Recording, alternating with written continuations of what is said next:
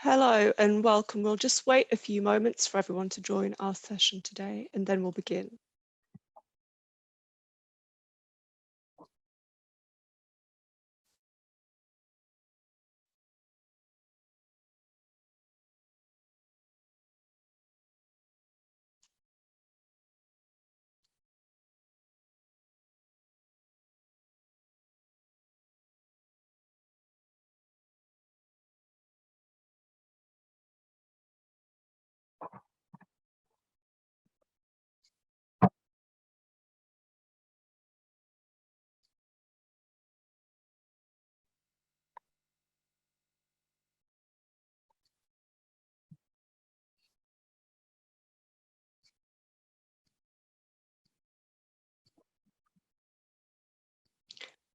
Welcome to today's Chambers Global Practice Guides and Expert Focus Energy and Sustainability Summit. I'm Claire Oxborough, the Global Practice Guides Content Management Director. The umbrella term energy and sustainability has never been more relevant, whether it's contentious debate over the best response to climate change, reaction to the energy crisis most recently exacerbated by conflict in Ukraine, or renewed further in our efforts to expand the use of renewable energy. ESG is now part of all corporate vocabulary and has become increasingly significant in recent time. We'll aim to make this event as interactive as possible and we'll have a Q&A session at the end of each panel. So the audience can submit questions to the panel via the chat box at any time during the discussion and the panel will answer at the end. We'll now begin a series of interesting panels featuring experts from across the globe who it is a pleasure to host today. And with that, I'm pleased to hand over to our first panel on the role of minerals in the energy transition.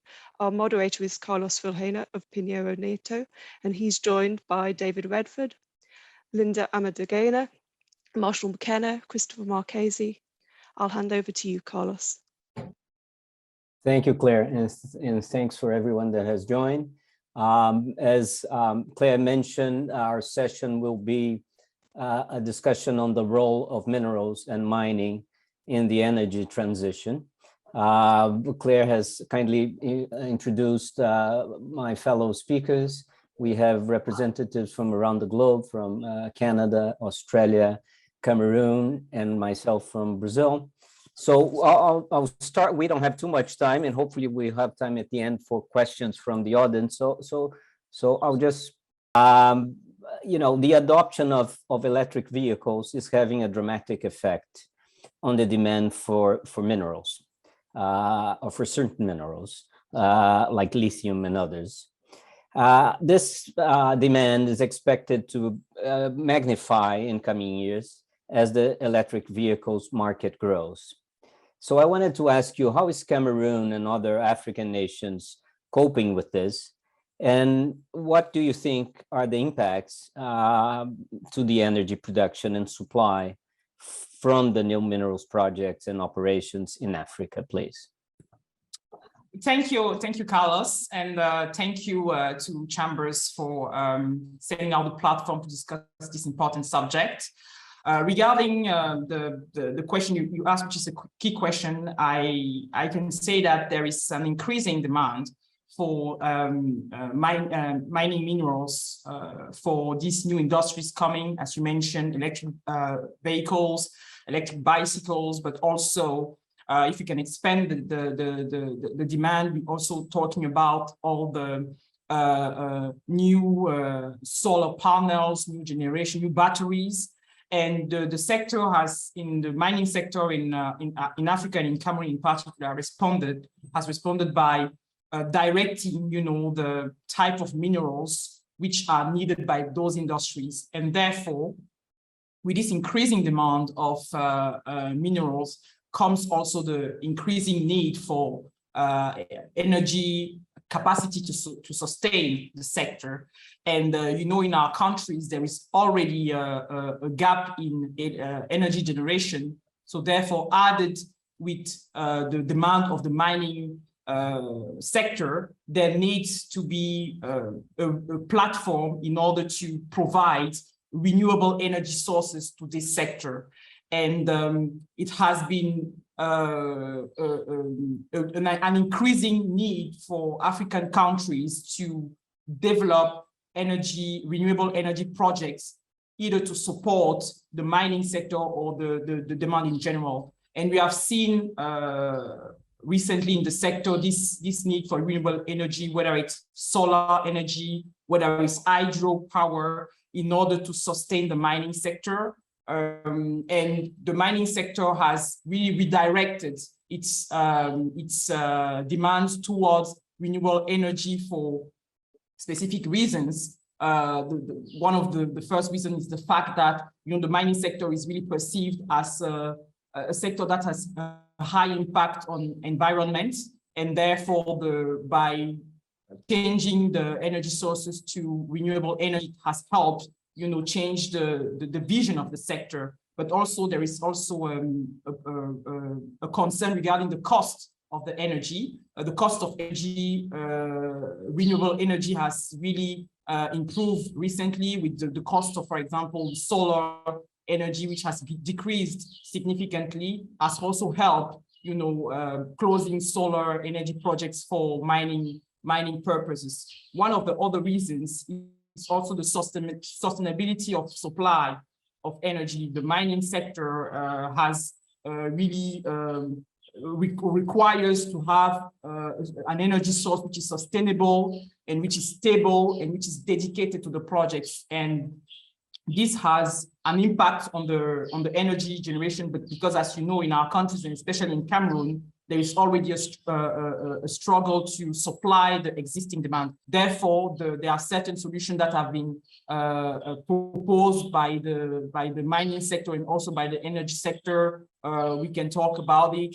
It concerns mini grids, for example, solutions that are not connected to the national grid, but which are dedicated to mining projects. And this is more compatible with renewable energy. And also, we're talking also of photovoltaic sources, which we increasingly see are being energy sources that supply the mining projects. Thank you, Linda, for your comments. Chris, I wanted to ask you, with this move for an increased demand for raw materials that Linda mentioned, which is expected to increase exponentially over the next years, and the fact that, for instance, for example, electric vehicles require 6 times the mineral inputs of a conventional car, and an onshore wind plant requires 9 times more mineral resources than a gas-fired plant. With that in mind, what do you think this means for Australia and other parts of the world, if you want to comment as well, please? Well, thank you, Carlos. It's really great to be here and talk with people from around the world to get different perspectives on these issues. So thanks very much for convening this. And yeah, the numbers you've quoted are really quite extraordinary, aren't they? To break it down in a bit more detail, in terms of individual commodities, I believe we need something like twice as much copper, 6 times more nickel, 12 times more lithium on an annual basis to electrify the world and move it to a place where we're reliant on renewables. And so the interesting part of this whole conversation, as you've mentioned, is the paradox that we need more mining and not less to help climate change. But the real challenge is, as I see it, and I think the mining industry sees it, is as we ramp up, we need to do it in such a way that we have less of a footprint, environmental, social, community impacts. In Australia, I can say that we're seeing a real change across industry, both from a sustainability and collaboration perspective. And global mining companies, unsurprisingly, which we have a number of them in Australia, are leading the way. I think the sustainability aspect we'll probably talk about a little bit later, but in terms of what's happening locally, and particularly in WA, I see 4 main themes at the moment. Firstly, there's new and more diversified sources of supply, and a key indicator of that is increased mineral exploration. I was looking up the statistics today, which are published by our local mining regulator as well as the Australian government. And over since last year, we've seen a 34% increase in exploration expenditure, up from 1.8 billion to 2.4 billion. But since 2018, exploration expenditure has almost doubled. So there's obviously a lot more exploration going on. And I guess hand in hand with increased demand for supply is sector consolidation. Within the last month, we saw BHP make an $8.3 billion bid for Oz Minerals. And so Oz Minerals is a key player in the market for battery minerals. And but it just shows what's going on in the marketplace, and for someone to lob in a bid of that scale really shows how leading mining companies are seeking to position themselves around sources of supply.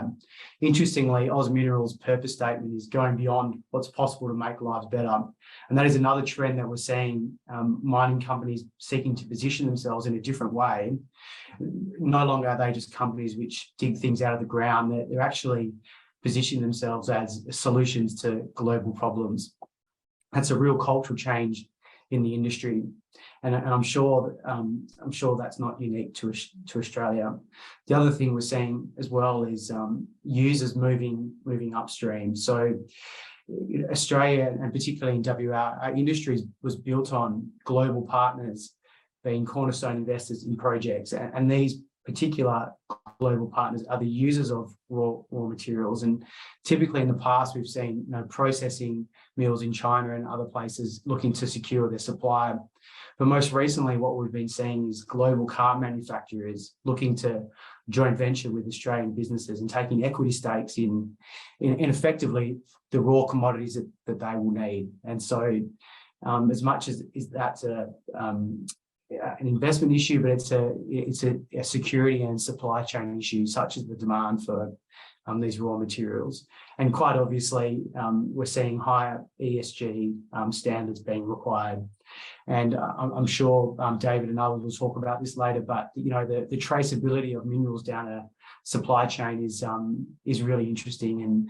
And global companies like Apple and car makers, they want to know where their products are coming from, and they want to know what the carbon footprint of particular products are. And so we're seeing that increasing trend across industry, and this would be global. And so what that means is producers in Australia need to look to regulations and companies in overseas jurisdictions to see what their actual requirements are. And never before have they had to do that. Usually it's about shipping something that's on spec, but when you need to understand the local environments that you're shipping to determine what your carbon footprint is, it's a really fundamental change in the industry.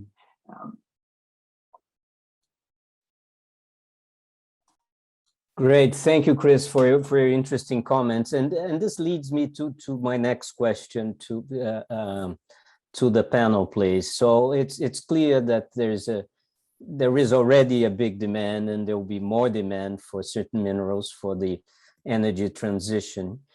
Countries and companies are trying to position themselves, like Chris rightly mentioned. But the question I think that arises, and I'd like to hear from you, Marshall, on the Australian experience, is that so we're seeing lots of countries receiving big chunks of investments in exploration. There's lots of exploration projects around the world for these minerals, and there are obviously new operations, new mines being built and being operated. But I think we see certain countries making a large effort to add value to those minerals in country, and not just being a mining jurisdiction and exporter of raw materials. So what is the scenario in Australia for downstream processing of these minerals? Marshall, please. Certainly. The position is that high value minerals have always been processed near mines. So gold and other precious metals are processed on shore, but it's been almost my entire lifetime since there were operational steel mills in Australia. I don't think we'll be seeing any operational steel mills in Australia anytime soon, but we are seeing a rise of downstream processing from raw materials to at least a partly processed product. For example, in lithium, obviously very topical in relation to energy, is usually associated, at least in Australia, with pegmatite geological formations. The pegmatite has been mined and beneficiated to spodumene for a number of years in many mines across Australia. But what we're seeing in relation to the recent wave of investment is that the miners are through either directly or through parent companies processing the spodumene to lithium hydroxide onshore, and then the lithium hydroxide product is then shipped to battery manufacturers. So again, I don't feel that there's going to be a rush of investment to build battery factories in Australia, but what we are seeing is at least a beneficiation of the product. There's also environmentally sound mining and beneficiation occurring in some of the base metal space as well. So Australia is one of the world's largest suppliers of iron ore, primarily to date in the form of hematite, but there are also significant magnetite resources, which typically haven't been mined to date because they require processing and beneficiation. But what is now happening is there's been a recognition that use of magnetite in the steelmaking process, for example, can reduce the whole of the steelmaking process around about 8% more carbon friendly, including the mining, including it from before mine gate. That is the beneficiation that is undertaken to export magnetite is in itself contributing to the greening of mining, so to speak.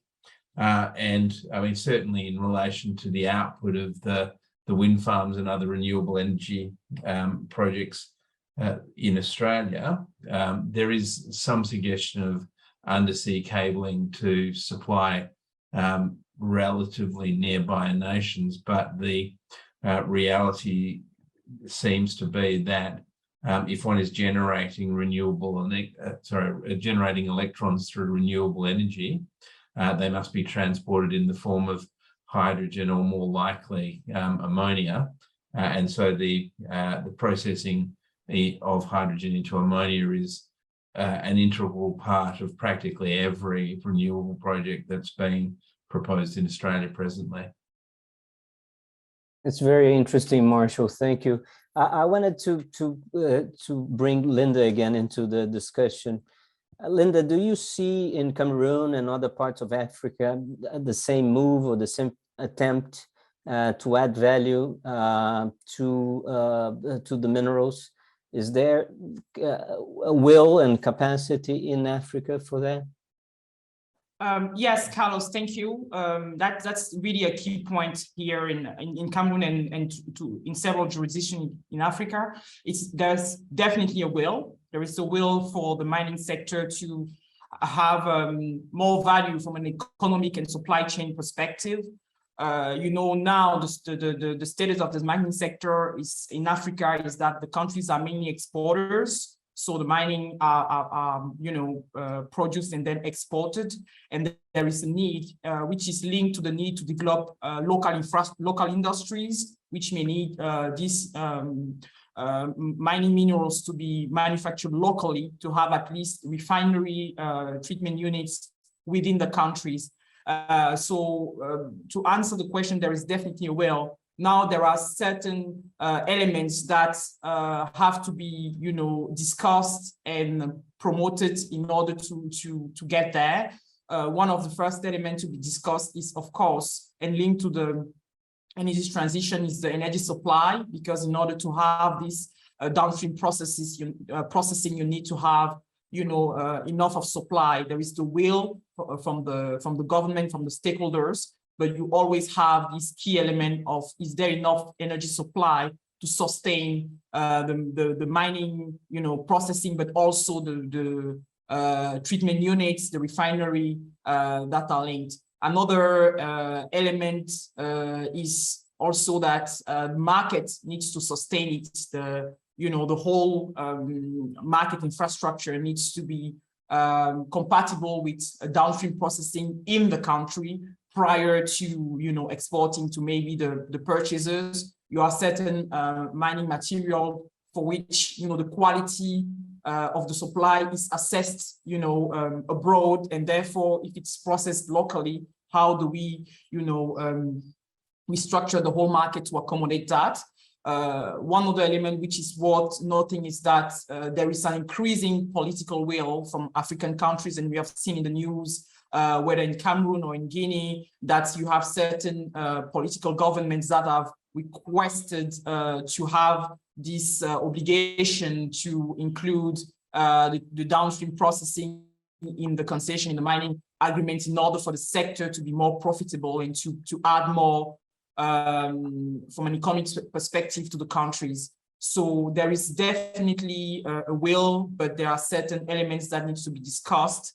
Also, another element which is important to note is the whole taxation, which needs to be compatible. And with the taxation, we can talk about the regulation itself, because we have observed that there is a regulation gap in the mining industry in African countries to accommodate this downstream processing and also have a regulation which is tailor-made to enable the sufficient energy supply to the sector and to allow to have downstream processing. So yes, long way to go to get there.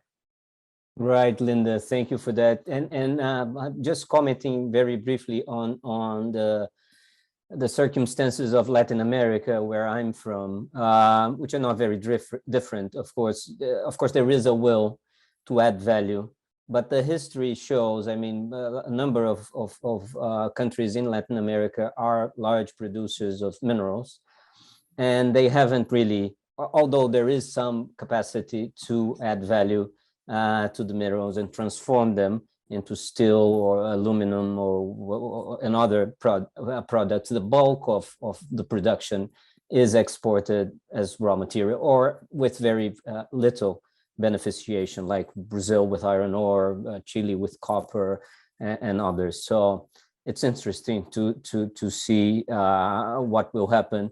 What I've been hearing recently from a number of Latin American countries is that they like to be perceived as jurisdictions that are more reliable for the investments in adding value than comparing to other jurisdictions. But we'll see how that goes.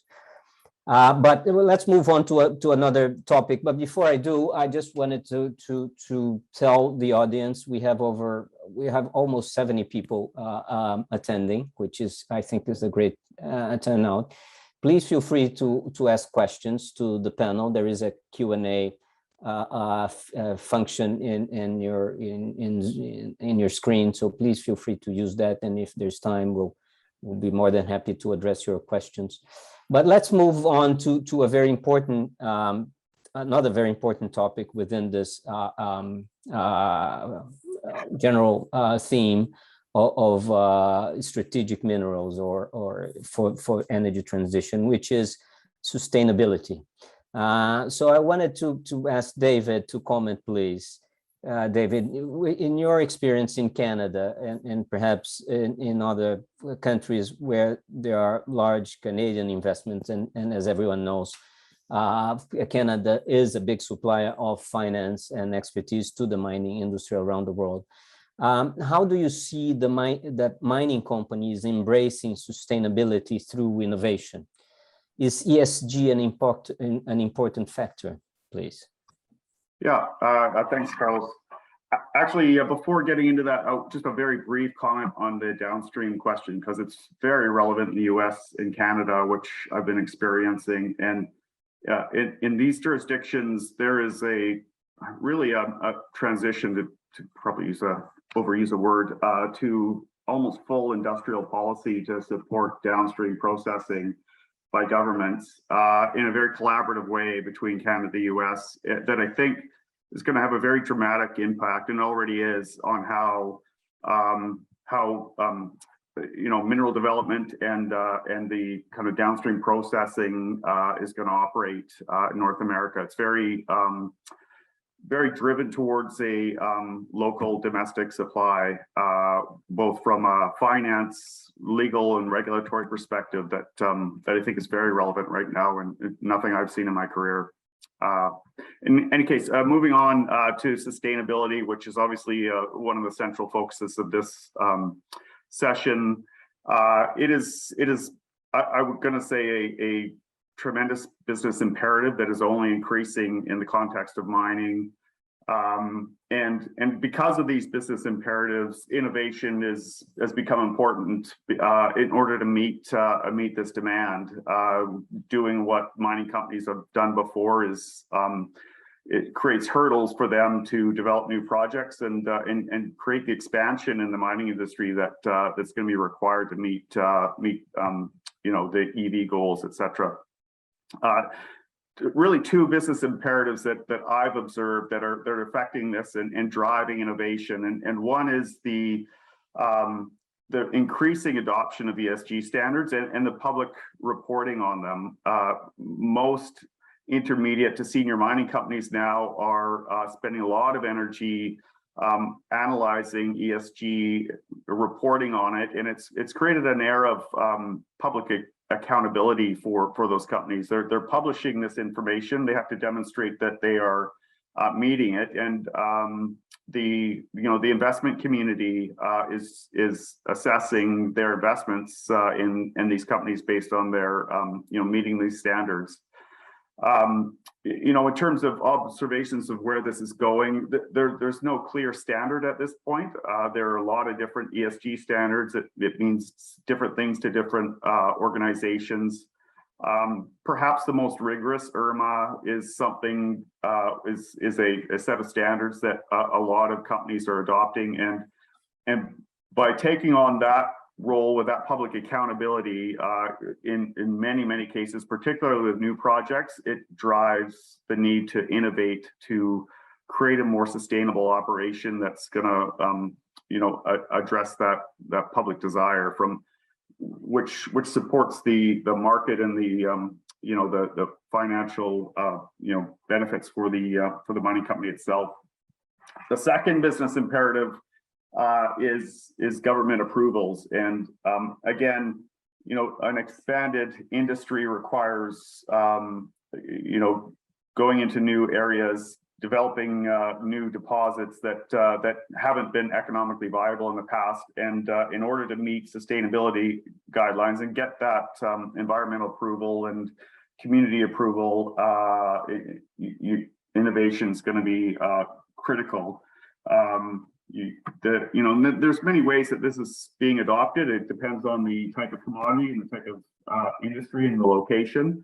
But a great example in the lithium space is direct lithium extraction, DLE.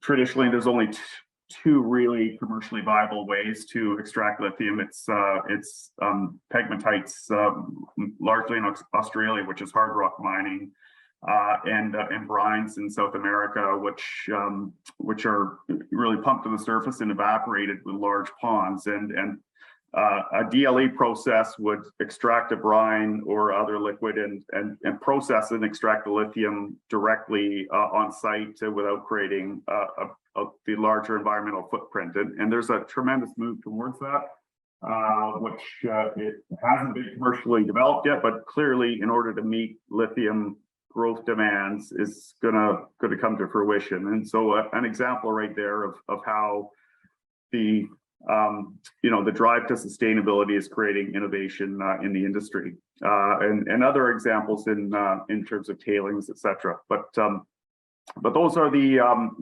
kind of the main drivers, and I think it's only going to get more acute in terms of the need for innovation and sustainability as regulations get tighter by governments, and there's a greater sort of market focus on compliance.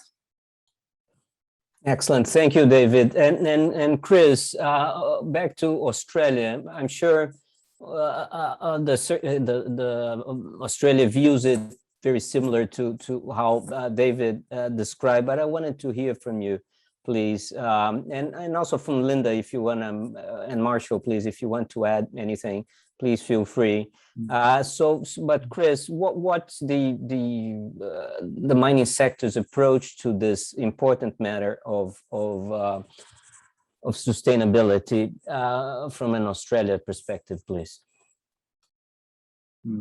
Thanks, Carlos. And I guess to pick up some points that David made, focused on three key areas: sustainability reporting, government regulatory, and technological innovation. So within Australia, yes, we have sustainability reporting frameworks which mining companies will follow. And, when you pick up a sustainability report, they're going to incredible levels of detail around what mining companies are doing to decarbonize specific parts of their operations. And they're really fascinating read.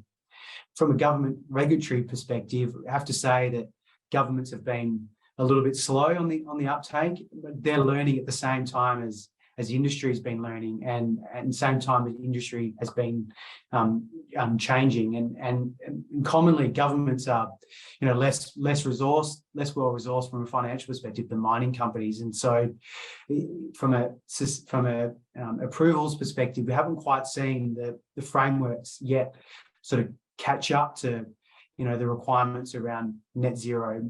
So it's very much driven at a corporate level, as David was suggesting, and very much so over the last 2 years, it's been about the technology innovation that mining companies have been focused on. I mean, in Australia, we often have a joke that we're experts at breaking down big rocks to little rocks and then putting them on the ship and sending them overseas. But it's actually, much more complicated than that. These sprawling supply chain networks across large areas of places like the Pilbara, and it's quite amazing they can get product from one place through an integrated network and get it on a ship and on spec to the mills overseas. And really what that's been is about through constant improvement and technology innovation. And when you think about sustainability, I see it working in much similar way now that mining companies have actually focused their efforts on the issue and seeking to solve the problems. A conference the other day, and there was an energy and mines conference, and it was it was a broad acceptance that that there is an imperative to decarbonise. So that's no question anymore. But what it is now, that miners have moved to a phase where they're trying to get the business case right, and they're trying to develop the solutions which will provide allow them to achieve their goals. And so how are they doing that? It's a lot of collaboration across the industry. We're seeing we've had this initiative in Australia called the Energy Transition Initiative, and what they've done is they've developed pathways for the highest emitting industries to decarbonise. And so that's developing the roadmaps, and it's a group of leading organisations developing these pathways for industry to follow. And that's been a really great innovation, so because it helps set these interim targets in order to meet these longer term targets. We've seen the top tier miners in Australia announce very large scale renewables project, gigawatt scale projects, again to enable them to reach their mid-term and longer term targets. We also have other innovative things like mining companies looking to actually molecules rather than, what they've typically done as a business case in order to solve challenges around potentially transport and diesel consumption. We consume and import huge amounts of diesel in this country, like many other mining jurisdictions, and that's a problem which the miners are seeking to tackle first. And then we have other things, mines and soil. And the other day they announced a challenge around energy storage, and so you've got companies out there seeking to solve those solutions. So it's really through collaboration on that technology side at this point in time and what's been occurring over the last 2 years, I agree totally with what David said, that it won't take long for the regulatory environment to catch up and the sustainability reporting frameworks to start to actually have teeth and require these targets to be met as we move closer to the relevant timeframes. Excellent. Thanks, Chris. Let me just raise a question that came through with regard to this topic, maybe to you, Chris and David, and other Linda and Marshall. Please feel free to jump in if you'd like. But I think it's clear that that sustainability, innovation, ESG is more industry driven than a regulatory or a legislative drive, and this is very clear from what David and Chris mentioned.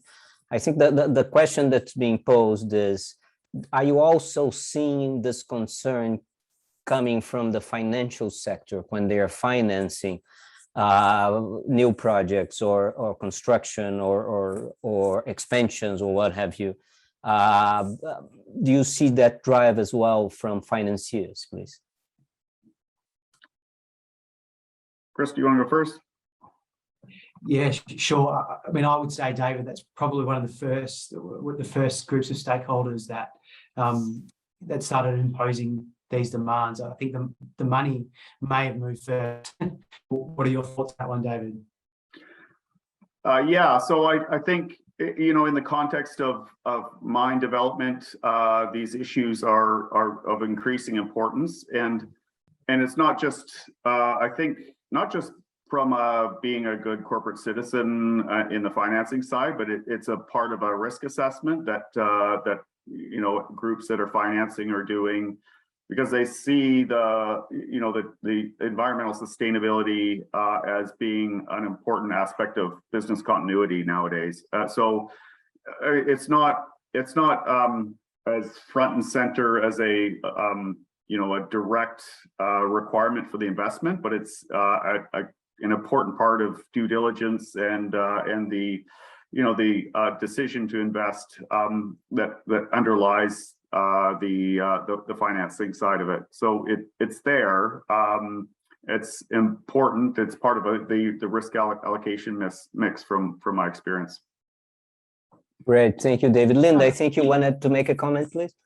Yes, I was about actually to, before you asked the question, I was about to say that here in our jurisdictions, actually the drive towards sustainability actually came from the financiers and the lenders side, who, like most of several subjects such as environmental concerns, social concerns, local content, are driven by the lender side and by all the DFIs institutions that are lending to the sector and to the mining companies. And this concern for environmental sustainability has been reinforced, especially with the IFC standards, which are now customary in all the lending to the companies in our jurisdictions. So definitely the financiers and the lending side is a key stakeholder who is driving the sustainability. And we have seen,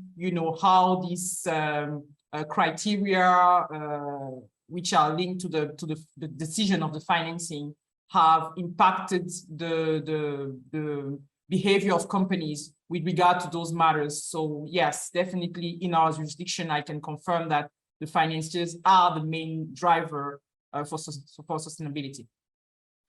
And if I could just reflecting on it further, it also goes to their assessment of reputational risk. Financiers don't want to be associated with a business that has a poor track record. And so it is important. Yeah, no, absolutely. I'm sorry, go ahead, Marshall, please. If I might just add, it's not strictly financing, but we're seeing in Australia a significant investment through private equity and superannuation funds in mining-related infrastructure, and their ESG drivers are very high. Yeah, right. Yeah, I think we see a lot of that in Latin America, across the world, I guess. And I've recently seen in two recent mine development financing that the financiers required that an ESG officer, an independent ESG officer, was appointed to the project, chosen by them. So I thought that was the first time I've seen that, and I thought it was very interesting. So they, and I mean, in my view, it has to do a lot with what has been said by all of you, but it also makes me think that it also increases their liability, doesn't it?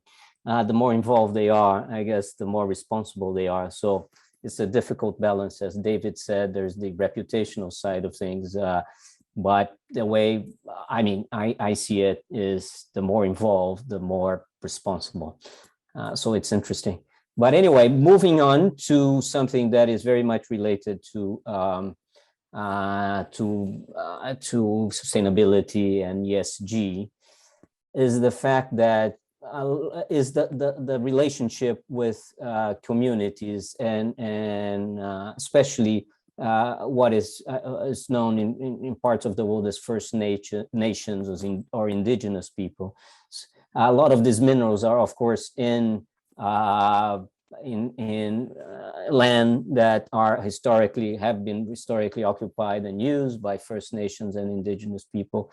And this is true in Canada, in North America, in Latin America, in South America, in Latin America, in Australia, and other parts of the world. So I wanted to ask you, Marshall, to start this discussion on how you were seeing, from an Australian perspective, the engagement of and the relationship with First Nations.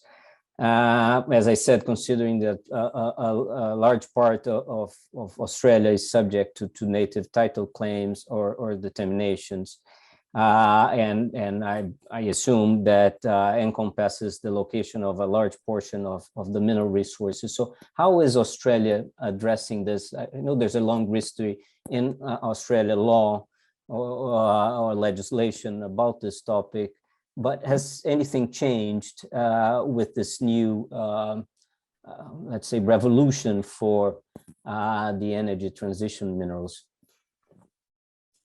Thank you. Well, if I can just confirm your assumption that that many mineral deposits are affected by native title claims or determinations, and then the observations I would make are that ultimately the power of disposition of minerals, mineral resources, and access to land still lies ultimately with the state. That is, we're a federal system, so we have a Commonwealth and state regulatory framework within which to operate. And in relation to First Peoples, the land rights and cultural heritage legislation does, to a great degree, empower First Nations people to engage and be engaged in the commencement of projects and the access to land. But ultimately, the legislative framework, as I say, reserves rights to the Crown to allow that disposition. So what we're seeing is that while the legislation is not consistent with the concepts of free, prior and informed consent to First Peoples, the ESG drivers on miners and investors is causing a different approach to negotiations with First Peoples and causing a different level of involvement with First Peoples. So we're definitely seeing a greater level of engagement now than we would have seen 10 or 20 years ago. It's certainly the case that with renewable energy projects, there is a legislative empowerment of First Peoples that is greater than we have seen to date in relation to general mining projects. But I mean, ultimately what we're saying is most companies operating in the renewable minerals space are doing far better than the legislative minimums that have been set. And I think there are certainly lessons that have been learned over time in relation to exploitation of minerals in relation to First Peoples in the Australasian region. And I mean, there's certainly been some less than stellar performances by mining companies in Papua New Guinea. I suspect everyone here would have heard of Porgera and the debacle that arose there. Similarly, Bougainville and the involvement of the government in a repression of the what is now the government of Bougainville. So we are definitely seeing through self-actuation by mining companies a greater involvement of First Peoples. That's not government driven like ESG. It's all coming from industry, and it's all coming from financiers. That's very interesting, Marshall. Thank you. David, over to you, please. Canada also has a long history of the natural resources industry dealing with Canada's First Nations. We wanted to hear a bit of your views of the Canadian experience, and in particular with this new move of this hunger for minerals for the energy transition. Yeah. Well, the legal framework, I guess, is somewhat analogous to what Marshall said. It's a obligation of the Crown or the federal government to engage with First Nations in terms of resource development. But the practical implication is that if you're an enterprise and want to develop a resource project, essentially anywhere in Canada, there's going to be a First Nations engagement process that you need to undertake. The legal standard is consultation, which really from a court review process has developed to something very, very close to requiring consent. Not officially consent, but I can say if you do not have the support of affected First Nations for resource development in Canada, you're probably not developing a project. And so early and collaborative engagement with First Nations is essentially critical to development. And I can say, in the context of let's just say battery metals or critical minerals, this is a very pressing issue. I'm on the board of the Battery Metals Association of Canada. When we created a framework to look at developing the industry in Canada, engagement of First Nations rose to the top of the, as one of the key issues, because it affects the timing and the manner of development in such an important way. And so it's working its way through the very base of the strategic framework of how Canadian government and industry wants to try and quickly develop, the minerals needed for the adoption of electric vehicles and the energy transition. I couldn't put a finer point on it. In the U.S., I've got some experience and is less acute. There just is the U.S. has other issues in terms of litigation and environmental groups dealing with any mining project, but First Nations is also a critical component of that, and really you need engagement for virtually any project in the U.S. as well. So I think the short answer is early and collaborative engagement is critical. Thank you, David. I think that's true for most parts of the world these days. It's not a matter anymore of consent versus consultation. I mean, if there is no acceptance, probably the projects will not go ahead in most parts of the world. I guess Linda is saying she agrees, I think. Anyway, I think are we out of time, Claire? We're very nearly out of time, so I think if anyone has a final comment, then feel free to make it, but I think we will have to wrap up in the next few seconds. So please, Marshall, David, Linda, Chris, any final words, please, very briefly? For me, I would just say that it's really an important subject, and sustainability and is, for me, ensures the social license of the project, and is therefore the essence for any mining operator or developer. And probably the final comment from me is that you can't overstate the importance of having a transition plan. I know that word transition gets used a lot, but I was speaking to a financier the other day, and they did say they would consider financing a company that's not necessarily the greenest company, provided that they have a plan and they have a good culture to support that. And that's probably one of the most important things. Thank you, Chris. Well, I think we're out of time. I wanted to, Marshall, unless you have any further comments, I think we need to wrap up, right, Claire? David? Absolutely, yeah. Thank you so much, Carlos, and thank you to the rest of the panelists. It's been a fantastic discussion, and hopefully we'll have the opportunity to discuss again in the future. So our next panel will begin very shortly. So thank you all. Thank you. Thank you.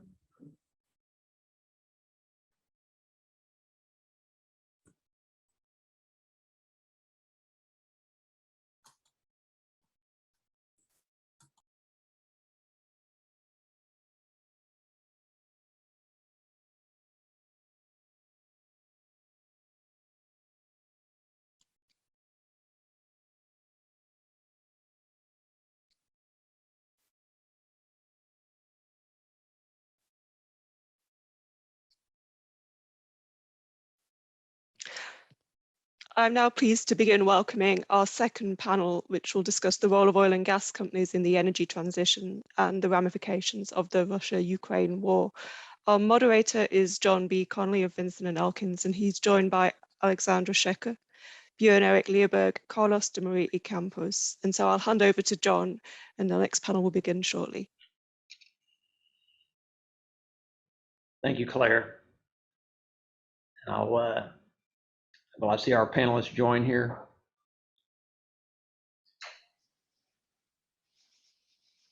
Great, there's Björn-Erik. Alex, hello. And there's Carlos. Wonderful. My name is John B. Connolly, and it's a great honor to moderate this panel today, joined by our three distinguished panelists, all widely recognized and extremely accomplished experts in the field of energy law. Carlos de Maria y Campos is a partner at Galicia Abogados and head of its energy practice. He's a specialist in energy law in a whole variety of areas. Alex Schecker is the global head of energy at Mayer Brown. He has more than 25 years of experience in a wide variety of energy projects and splits most of his time between Houston and the Rio de Janeiro offices. Björn-Erik Leerberg is a Norwegian lawyer at Simonsen, Vogt, Wiig, stationed in Oslo. He has extensive private practice for the past 25 years, and prior to 1998, he was for 13 years a senior civil servant in Norway. Welcome, panelists. It's a pleasure to be with you. We sit today at a remarkable place in the evolution of the energy space. The energy transition is well underway. We also, of course, are seeing the significant impacts of Russia's invasion of Ukraine on energy markets and geopolitics generally. Our goal today is to address those two topics, the energy transition and the war in Ukraine and how they intersect. The approach to the energy transition has varied in different jurisdictions, and indeed has often varied within a country depending on who is currently in power. Björn-Erik, let me start with you.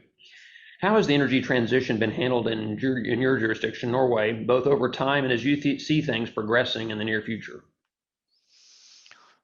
First, John, let me thank you and Chambers for having me. To understand the transition trends in Norway, we have to keep in mind the construct of the energy sector and our political environment. energy matters have always been important to Norwegian politics. Norway started its industrialization and electrification based on hydropower around the time it regained full independence in 1905. Most petroleum policies have since the mid-60s, when we first made the discoveries, been established on a near consensus basis. And having in mind that most governments since the mid-60s have been minority governments in a parliamentary constitutional monarchy, that tells you a little bit about the background. Norway today is an EA member, which means that Norway is subject to EU internal market rules.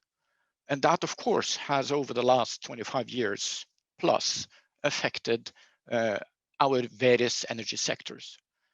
Now, to understand the transition in the Norwegian jurisdiction, we have to look at geography, where Norway is located close to a large market, the EU, and the segments of the energy sector in Norway, which is distinctly separated into two major areas of activities. Offshore oil and gas production is for export, and it was started in the mid-70s. Norway is still one of the largest oil exporters in the world and one of the largest natural gas exporters in the world. Electricity is supplied still predominantly by hydropower and covers roughly 95% of our energy needs for domestic consumption. Fossil fuels are almost only limited to the use for petroleum production purposes offshore and in the transportation sector, particularly for road transport and coastal shipping. Natural gas is not used for cooking, lighting, heating, or cooling. We use electricity for that in this country. If we look at the transition as such over time, we have to look at two, shall we say, transition points. The first one was from we started petroleum activities until the turn of the century. Then it was the period between the turn of the century until the 24th of February this year. And then it is the time after the 24th of February. From the advent of Norwegian offshore petroleum production, Norway, very different from most other countries, have had a very strong energy conservation policy imposed on production, prohibiting waste of petroleum and release of reservoir pressure. It was introduced a banning on flaring and venting already in the 70s. So even long before we started talking about emissions control, effectively conservation politics in relation to the production of petroleum had such an effect.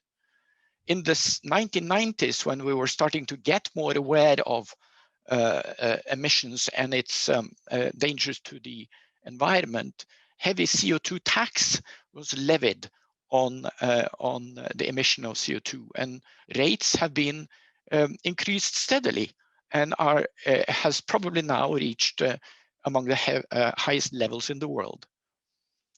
If we go to the time after the turn of the century, but until 24th February, the transition has predominantly been driven by the climate change agenda.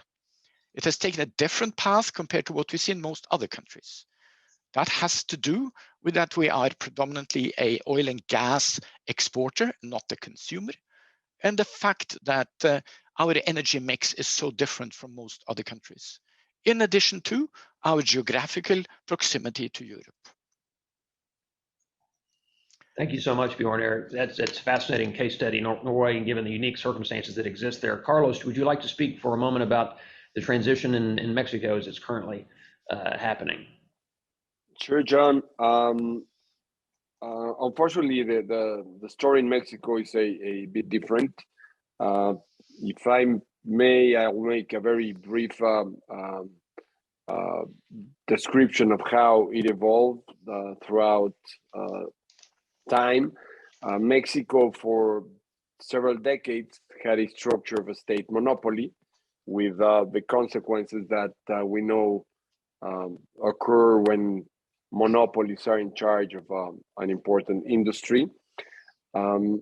After many years, Mexico realized that the power and the hydrocarbons industries are highly demanding in capital and technology, and that this was out of the hands of the government to achieve by itself. So recently, in 2013, the whole legislation was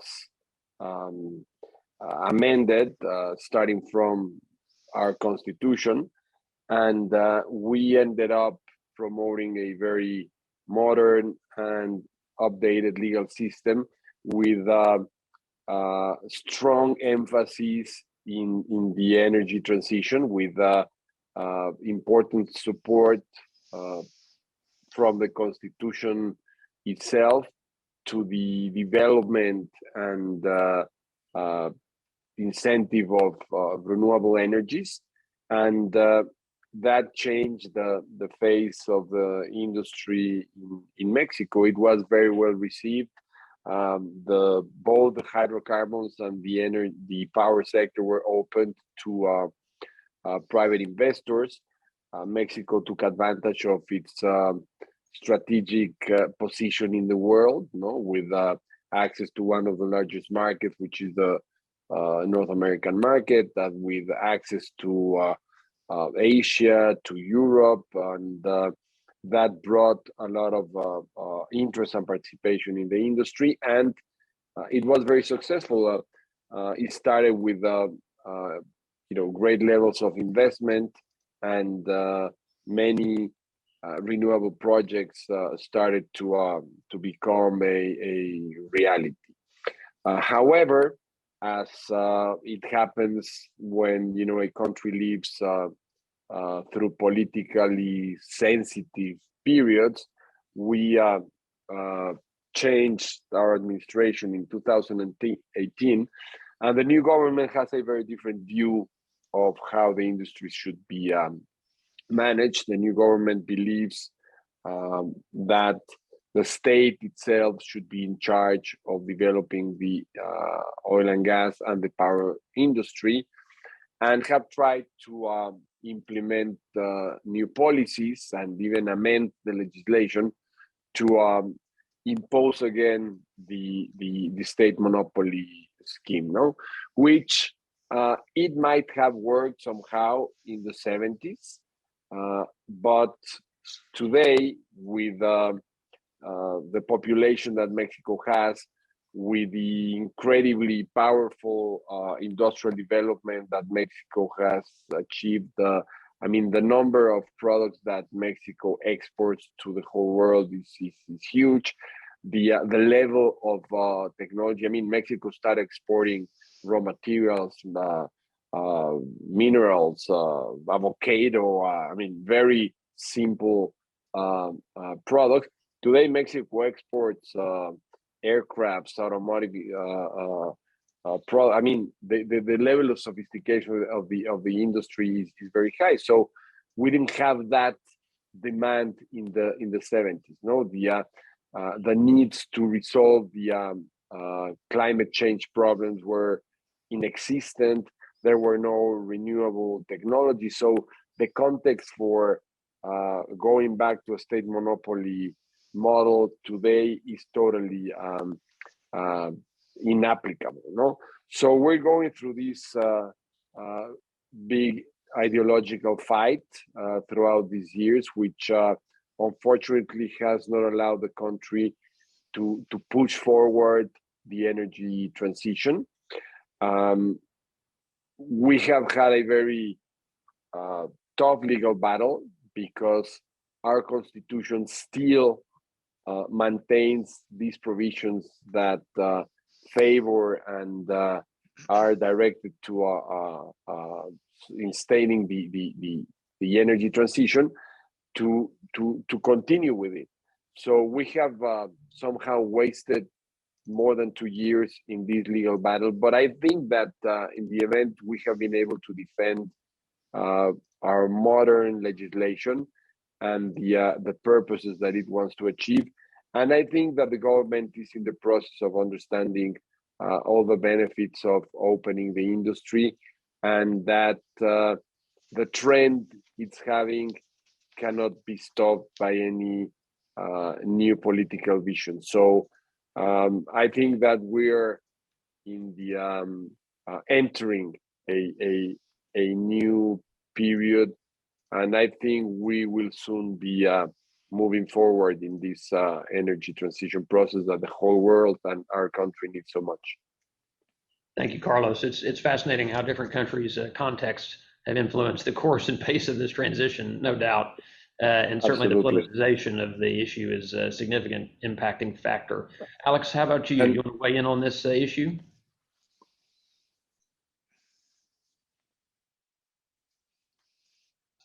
We've got you on mute, I think, Alex. I was thanking everybody for the invitation. Thank you, John, to lead the panel.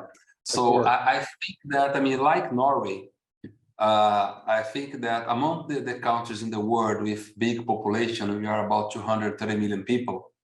I think we already had the energy transition in Brazil.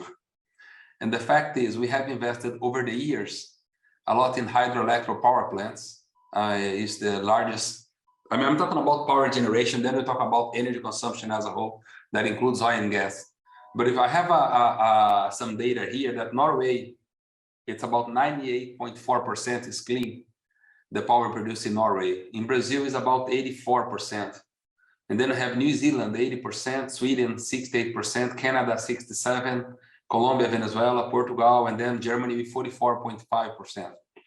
It's interesting because if you look at the countries with big population in the world, and none of these countries, they have Germany, maybe 80 million people, if I'm not wrong, and the others, they are below 60. Brazil with 230 million people, our electricity is 84% clean. This is a good news. The bad news about Brazil is that we don't have more hydroelectric power plants capacity. I mean, the hydro energy here, if you want to build more hydroelectric power plants, you have to build in the Amazon region. And then from the Amazon to the big markets in the southeast of Brazil is about 3,000 kilometers of transmission lines. So it does not make any sense. So for the upcoming years, natural gas will be very critical in Brazil. It's cleaner than coal. Coal in Brazil, it's a very, very small today, it's about 2%, but it's cleaner than oil itself, but it's natural gas. If you look at the energy consumption in Brazil as a whole, renewables and hydro represents about 55%. Oil, petroleum, and other liquids about 38%, and natural gas 11%. And as I said, it will grow a lot. There is no other way in Brazil, it's natural gas to meet the local demand. And you have nuclear, very small 1%, and as I said, coal about 2%. So different from Mexico, and thanks. Even if you have the risk, I would say the risk to have Lula back to Lula as the next president, we know him and we know his policies. I mean, it should be the same that we have been having nowadays. Exploration of the vast oil reserves in Brazil, mostly pre-salt. But in Brazil, regarding the energy matrix, we'll keep the same path because we don't have another way to go. We need to, as I said, natural gas will play a critical path.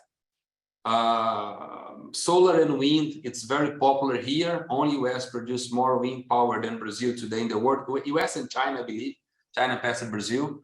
But as I said, in a big country like ours, with an energy demand increase in about 5% every year, it's very difficult to meet the local demand with only, at least with the technology that we have nowadays, with wind and solar.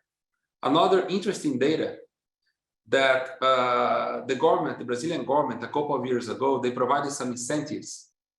Really nice, Carlos. You can keep her in our audience, much better. So in order to home office problem. I understand. Mine there at school, and also I can control. But if you look at the Brazilian government provided some incentives for solar generation, mostly residential and industrial. And yesterday I saw one data that is very interesting. 10% of the power capacity in Brazil nowadays, it's solar, and mostly for small producers. When I mean small producers, I have at my home in Rio, a lot of several solar panels that covers 95% of my power consumption. So it's becoming very important in Brazil due to some tax incentives, and the payback is very good. It's about 5 years. So John, I mean, any 20% return nowadays, even if the highest interest rate that we have been having around the world, I mean, not so high in the US, but high in Brazil, high in Mexico. We're glad you're doing your personal part for the energy transition. But I'm playing against our clients, so I don't know how many clients I have here, but in the end of the day, yesterday I was with a friend of mine here, actually the owner of Car Power Ship, Turkish company, and then he was complaining, Alex, why you have so many solar panels here? Why? It's the architect. It's not my fault, but anyway, it's something that's becoming very popular here. So said that, when I started this speech here saying that Brazil already passed the energy transition, at least with the technology that we have nowadays. I think that for the upcoming years, we reduce the clean matrix in Brazil because, as I said, there is no more capacity. For the simple reason that natural gas will be the source that we need to produce more power in Brazil for the upcoming years. Got it. Thanks, Alex. That's another fascinating perspective, and it's remarkable sort of the efforts that are going on and sort of the analysis around the mix of energy sources and how it differs, varied on jurisdiction. One of the fascinating things to me has been the role that traditional energy companies, traditional oil and gas companies have played in energy transition, both as innovators and investors. I wondered if y'all might share a bit of your experience seeing some of the traditional players as they begin to exert some influence in this transition space. Carlos, would you have some thoughts in that regard? Sure, John. That's a very interesting question, given the context in which our industry is moving today.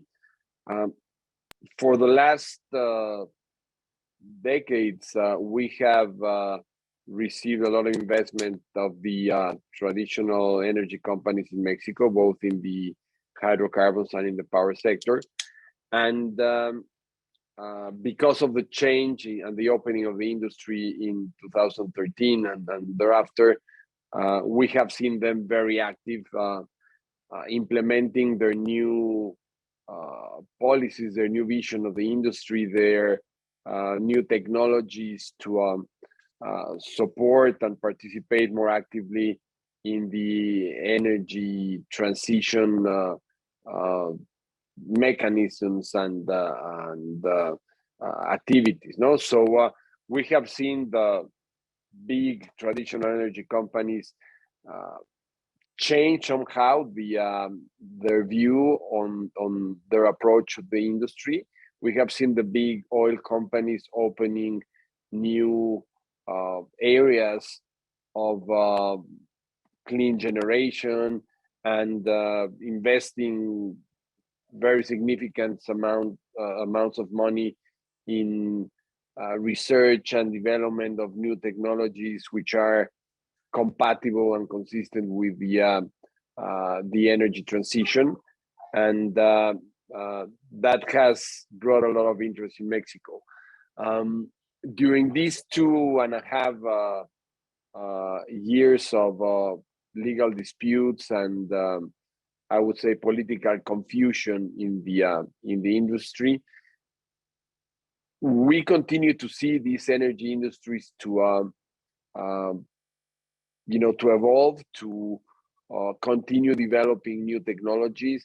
In fact, we have recently been involved in new projects with involving new products, hydrogen, ammonia, which shows how these companies are still convinced that there's no turning back in the industry to the traditional sources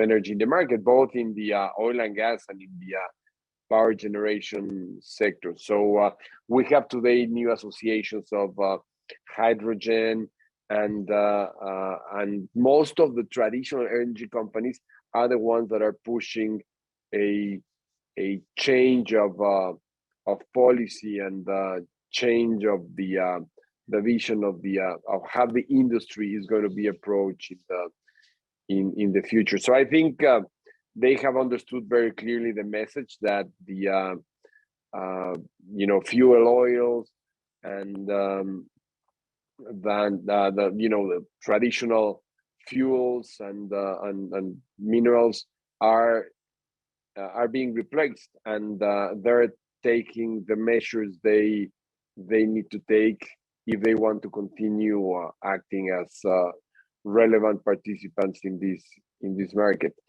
We have right. a clash. I think and just to interrupt, just so we can get the other folks a chance to comment on that, because I agree with what you're saying, and it's fascinating how you put it, which is I think everybody recognizes there's no turning back.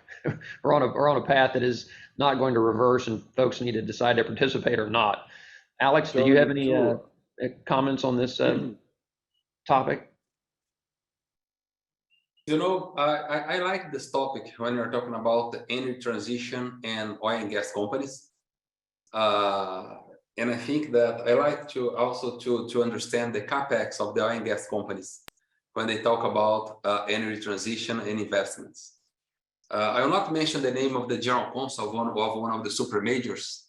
When he told me, having lunch in Houston, he said, Alex, we advertise 90% clean energy, invest 5%, and not making money, and make the whole money with the traditional oil and gas to finance the 5% of clean energy investments that we are making now. It does not mean that we will not have a transition. And I have to emphasize as well, that's another interesting data, and I'm sure, John, you see it in Houston. A couple of years ago, mostly European companies, maybe some Japanese, but mostly European oil companies, they have started this energy transition, advertising and making more investments in solar, in BP with the acquisition of a big ethanol company in Brazil, Shell with the JV with Cosan, that is the largest ethanol producer of the world, plus some wind.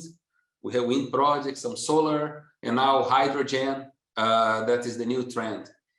And it's interesting because the US super majors, they took a little bit more time, maybe much more time than the European companies, because of course they were focused on, and this is the West mindset that I appreciate, bottom line, focus on the returns to the shareholders. And of course, I mean, as I said, I mean, I don't see anybody making money, at least the oil and gas, traditional oil and gas companies with energy transition, but it sounds, how can I say, sexy, or it sounds nice for investors. So Wall Street, investors in London, the big funds, they don't like anymore, or even the big banks, they are saying that they are not financing anymore traditional oil and gas projects. I mean, yesterday, I had lunch with a major Canadian fund, and they said, you know, we cannot invest anymore in oil projects, gas maybe, but it's all about clean energy because it's a big pressure. I mean, said that, what I see some European oil and gas companies moving forward slowly. Then they advertise, and I'm sorry, I'm very open about it because I'm just talking about, look at the capex. I see the US super majors investing now, and it's good. I mean, for the ones that used to go to Houston, I live most part of my time in Houston. You see big advertisement in the highway, in the freeways, hydrogen, clean energy, 2030, zero carbon, whatever. And of course, they are doing so because it's a society demand, basically. It's a society demand. If you look at the share prices of these oil companies, they have got a little bit behind from another one, even delivering more money to the shareholders. But this is the new demand that we have from Wall Street or from major funds. I think that we'll move forward in the energy transition, not so fast as people believe we should. And the reason is simply economy. You know, I don't know, maybe rich countries in Europe or even in US, maybe only California, I don't see people in Texas buying, paying more for another source of energy if gas has a reasonable price. But I see this transition happening more faster in rich countries. I don't see it happening so fast in Latin America. It's a matter of economy. It's a matter of the local population to have money to pay more for clean energy. In Africa, I think it will take a longer time. Southeast Asia, even in China, I don't see it happening so fast. It will be, in trying to interrupt Alex, it will be interesting to see. I think you're right. The return on investment is not significant with respect to these investments currently, but with the deployment of capital, it will be interesting to see what technologies arise out of it. So I think it's going to be something to watch for sure. Bjorn Erik, do you have some comments you'd like to make on this particular topic? Oh, tons of it, tons of it. Let me start with some of the global aspects that both Alexander and Carlos touched upon. We have to look at this from three perspectives in Norway: community, financiers, and regulatory. And the latter one is important because the Norwegian government controls 67% of Equinor, one of the largest offshore operators in the world, and definitely the largest on the Norwegian continental shelf. The activities of Norwegian petroleum activities has generated the petroleum fund, $12 trillion, one of the largest sovereign funds in the world, and they use their influence in driving energy transition elements without it being active policies. But when you see their type of decisions, they're among those funds that Alexander is mentioning. If you see it in a political context, yes, Norway is a tiny country, far away for the particularly interested, but it punches way above its weight when it comes to energy supply, particularly to Europe, because 125 BCM a year of natural gas is piped to Europe through 7 large submarine pipelines. And that is a massive contribution to Europe not going dark after Ukraine, but we'll come back to that. When we look then at the energy mix and the structure of the upstream energy sector in Norway, decarbonizing the Norwegian economy onshore is a different discussion than decarbonizing the Norwegian economy in production. Let's take a look at decarbonizing first, onshore. Well, that has predominantly been a drive to increase domestic electricity production by making the existing hydropower plants more efficient. Like Brazil, we have limitations on any new developments due to environmental concerns because we basically filled up all the large waterfalls with hydropower plants. So we don't have that many, available waterfalls left to use for hydropower generation. Secondly, the largest contribution you can have immediately for decarbonizing onshore in Norway is transportation. And what the government has done is that they have introduced probably the most generous incentive for buying and using electric cars. Today, 85% of private cars in Norway are fully electric or plug-in hybrids. It's about 1/5 of the price to fill up per mile driving an electric car compared to driving a petroleum or gas-fired car. If you buy an electric car, you don't pay particular taxes and no VAT, so it's much cheaper. So that's how that's been driven, because the Norwegian government has money and they want the transition and they don't have many options except dealing with transportation on a short-term basis. On a longer-term basis, government has made substantial contribution by financing several CCS projects for capturing CO2 from industry emissions, including the famous Northern Light and Longboat projects, which during ONS, which is a large offshore conference in Stavanger, a little bit smaller than the one in Houston, but still significant, where the first commercial contract for collecting CO2 from a project in Holland will be delivered to a terminal in Norway for deposit in a sub-sea structure in the North Sea. So that's the industrial side of it. But we look at upstream, it's different. Upstream emissions are driven by the regulatory demand for lower emissions on existing equipment using natural gas for power gen and compression. But it also has, over the last 10, 15 years even, been a demand that new projects will be supplied by hydropower from shore through cables rather than offshore gas-fired equipment. They have so far had a surplus of hydropower onshore, so they could deal with it. But it's now tightening because of the energy crisis in Europe, and we can come back to that as well. And let's do that. Let's do that now, Bjorn Erik, because we've got about a little bit less than 10 minutes left, and I'd like to pick up on something you said there, because it's been the Ukraine crisis obviously has presented a whole range of issues. In addition to a significant humanitarian crisis, it's presented an energy crisis for Europe, as we all know, and has resulted in some reordering of the energy markets, both in terms of supply and demand, and there's an effect, I think, on transition. So why don't you start, Bjorn Erik, and then we can let Alex and Carlos weigh in terms of the effects that y'all have seen around energy supply relating to the Ukraine crisis. Okay, well, the first impact post 24th of February was that the oil and gas sector was no longer the black sheep in the political landscape. It was a shift almost instantly. The second was that it was recognized very quickly by the Norwegian public that energy was used as a weapon by the Russians in trying to coerce Europe in not supporting Ukraine economically and militarily.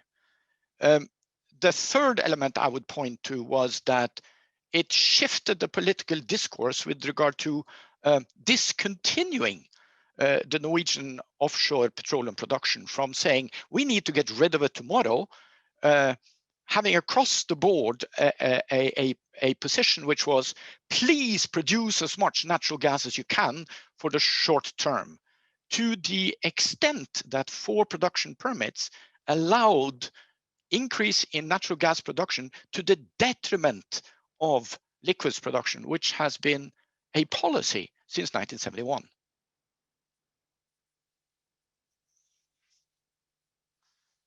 It's hard to overstate the effects of perception, et cetera, and regulatory approach coming out of the crisis. It's very, very interesting. Alex, do you have thoughts on this topic you'd like to share with us? Yes, I mean, although we are far away, geographically speaking, from the Russia-Ukraine war, I mean, the first huge impact we had in Brazil was gas pricing, and of course, it came with a lot of inflation. Inflation is a worldwide problem nowadays. But the good thing is that the government took some actions, including the reduction of tax on gas in Brazil, gasoline and diesel. And now the gas price in Brazil is the lowest ever vis-a-vis the historical price in Brazil. Now that the gas price, oil price it's below or about the same before the energy crisis, before the Russia-Ukraine war. So the impact here regarding energy, I would say it's very limited. I think that in the mid and long term, the issue is natural gas. As I said before, natural gas is the future here for the transition. As you may know, last year, Brazil was the largest buyer of US natural gas, LNG. So it's a data that I don't think everybody talks about it, but if you look at the US export of natural gas, prior to the Russia-Ukraine war, Brazil was the largest buyer of US LNG. And the reason that the impact now is not so big, it's because it's raining. It's funny, but it's raining. So while it's raining, the hydroelectric power plants, they are generating power in full capacity.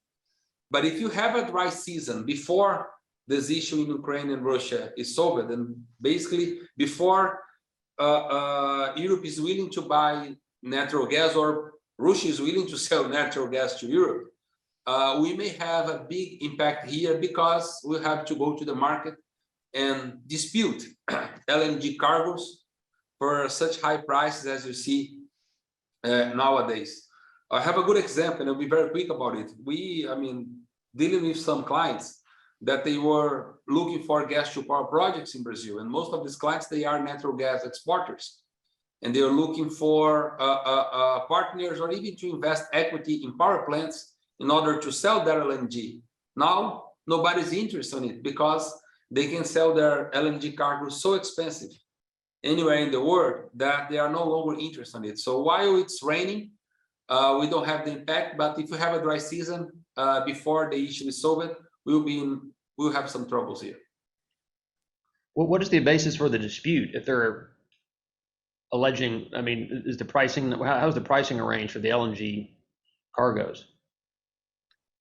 The LNG, as I said, we used to be, last year, we were the largest importer of LNG cargo from US. And the point is, now, the LNG producers, it's so easy and so expensive, the LNG, now that they are selling, they don't need to invest equity in power projects to combine that LNG cargoes or LNG production or LNG sales with a potential long-term buyer, because the price is very high.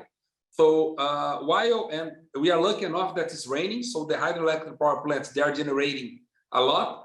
But if we have a dry season before the issue in Europe is solved, we will have to go to the market to buy very expensive LNG, and then we have a huge impact in the electricity price in Brazil. Just one feedback there. Europe has one of the worst droughts in 500 years. So we are facing that with hydropower and transportation of products on the rivers of Europe.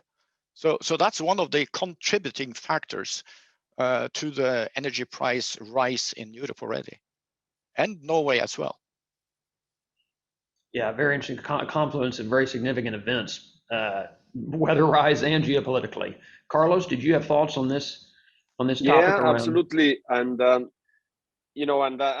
would agree with Bjorn, Eric, and Alex that this situation between Russia and Ukraine has changed the face of the industry in terms of. I like the term that Bjorn and Eric used in terms of energy becoming a weapon. That the countries that control the sources of energy can at some point in a situation of this nature use it as a element of pressure and to gain political power and use it as a weapon. And of course, it has changed the configuration of markets. We have seen the some suppliers trying to renegotiate contracts that have certain price levels because the prices in other markets are skyrocketing, and then want to move the supply to other countries. So I think that's all happening in the whole world. But to me, the main lesson, and I think it has to do with the purpose of this conversation about energy transition and sustainability, is that it has showed us very clearly the risks of depending on fossil fuels. The world is trying to move away from that. We're looking at new sources because we have seen that fossil fuels have caused great damage to the world. And you're talking now about one of the greatest droughts and heat waves in the history of the world. We're seeing fires everywhere.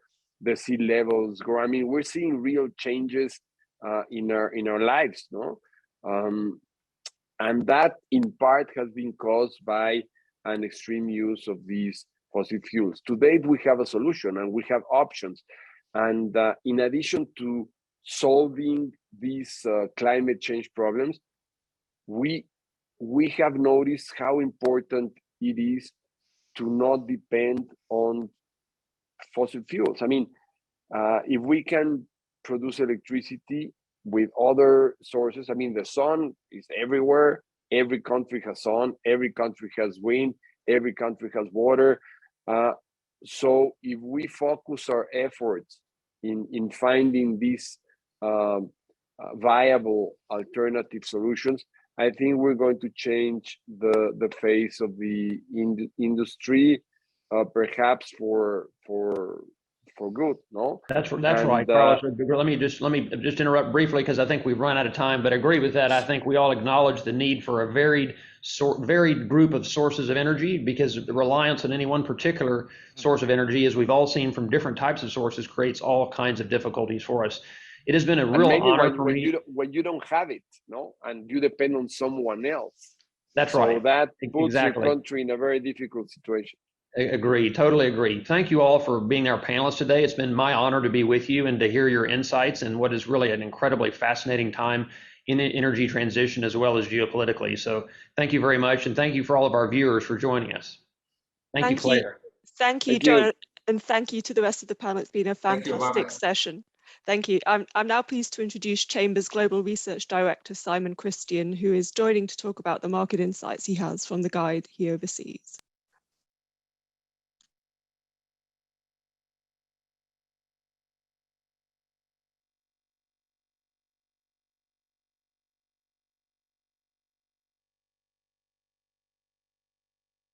ESG has become a crucially important issue for major multinational clients in recent years, but with an energy crisis, recession and political division looming, might these issues be about to become even more complex and politically sensitive than ever before? Good afternoon, I'm Simon Christian, Global Research Director at Chambers and editor of the Chambers Crisis and Risk Management Guide. This globally focused guide covers specialist crisis management, risk and ESG advisory services. In research for the 2022 edition, we conducted hundreds of interviews with leading ESG lawyers, consultants, investigations agencies, multinational corporate clients, climate activist groups, plaintiffs' lawyers and other key ESG advisors and thought leaders. Almost all were agreed that issues of sustainability, social justice, boardroom diversity and decarbonisation would only become more and more important for corporate clients around the world in years to come. And in recent years, we've seen some significant progress on certain of these aims. At the COP26 summit in Glasgow, nearly 200 countries reconfirmed their commitment to the Paris Agreement, which sought to limit global warming to 2 degrees C above pre-industrial levels. More than 140 countries also committed to reaching net zero carbon emissions. The Me Too and Black Lives Matter movements saw corporates, law firms and other professional services organizations engaging with issues of racial justice, gender-based violence and sexual harassment in a way that many of them had never done before. And many of the world's largest asset managers and institutional investors have publicly committed to advancing the aims of responsible corporate governance through shareholder activism and values-based investing, creating a direct cost of capital incentive for businesses to adopt ESG compliant standards and practices.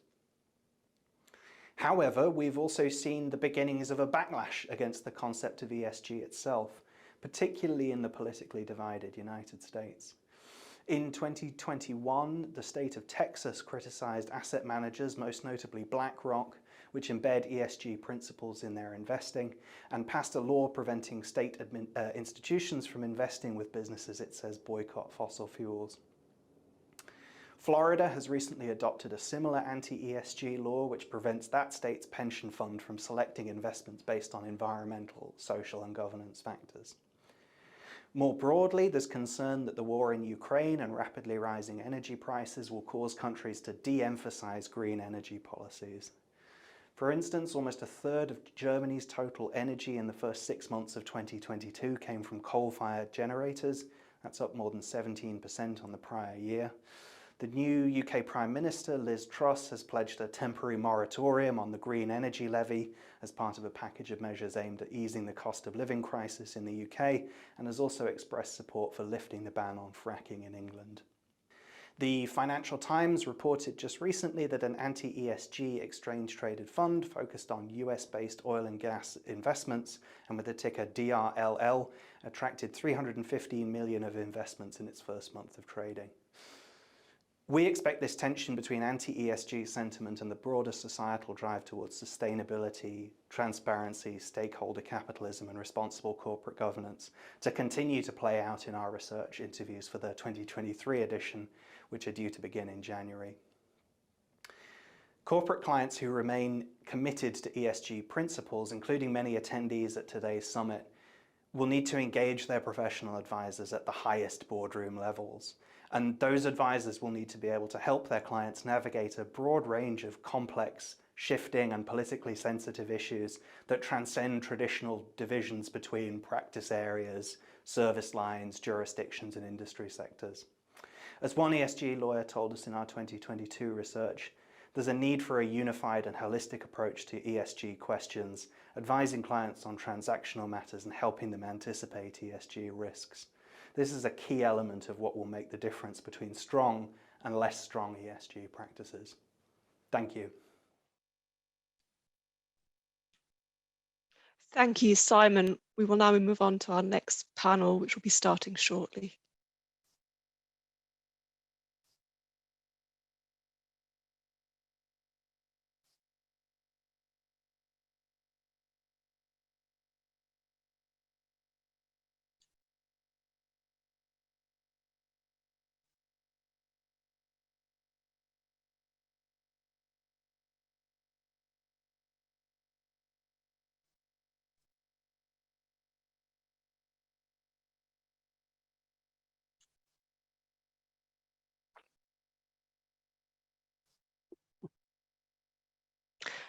Thank you. Hello, Andrew. Hello, Olivia. Hi, Claire. We'll Nice be to starting see up. We'll be starting our next panel shortly. Nice to see you, Andrew. good. So, climate change policy, preparing for COP27 and many other things in between. So, Andrew Gilder of Climate Change Legal will moderate. He's joined by Olivia Rumble, Guilherme Leal Graça Couto, and Seth Kirchner. So, I'll hand over to Andrew, who will moderate this panel. Thanks very much, Claire.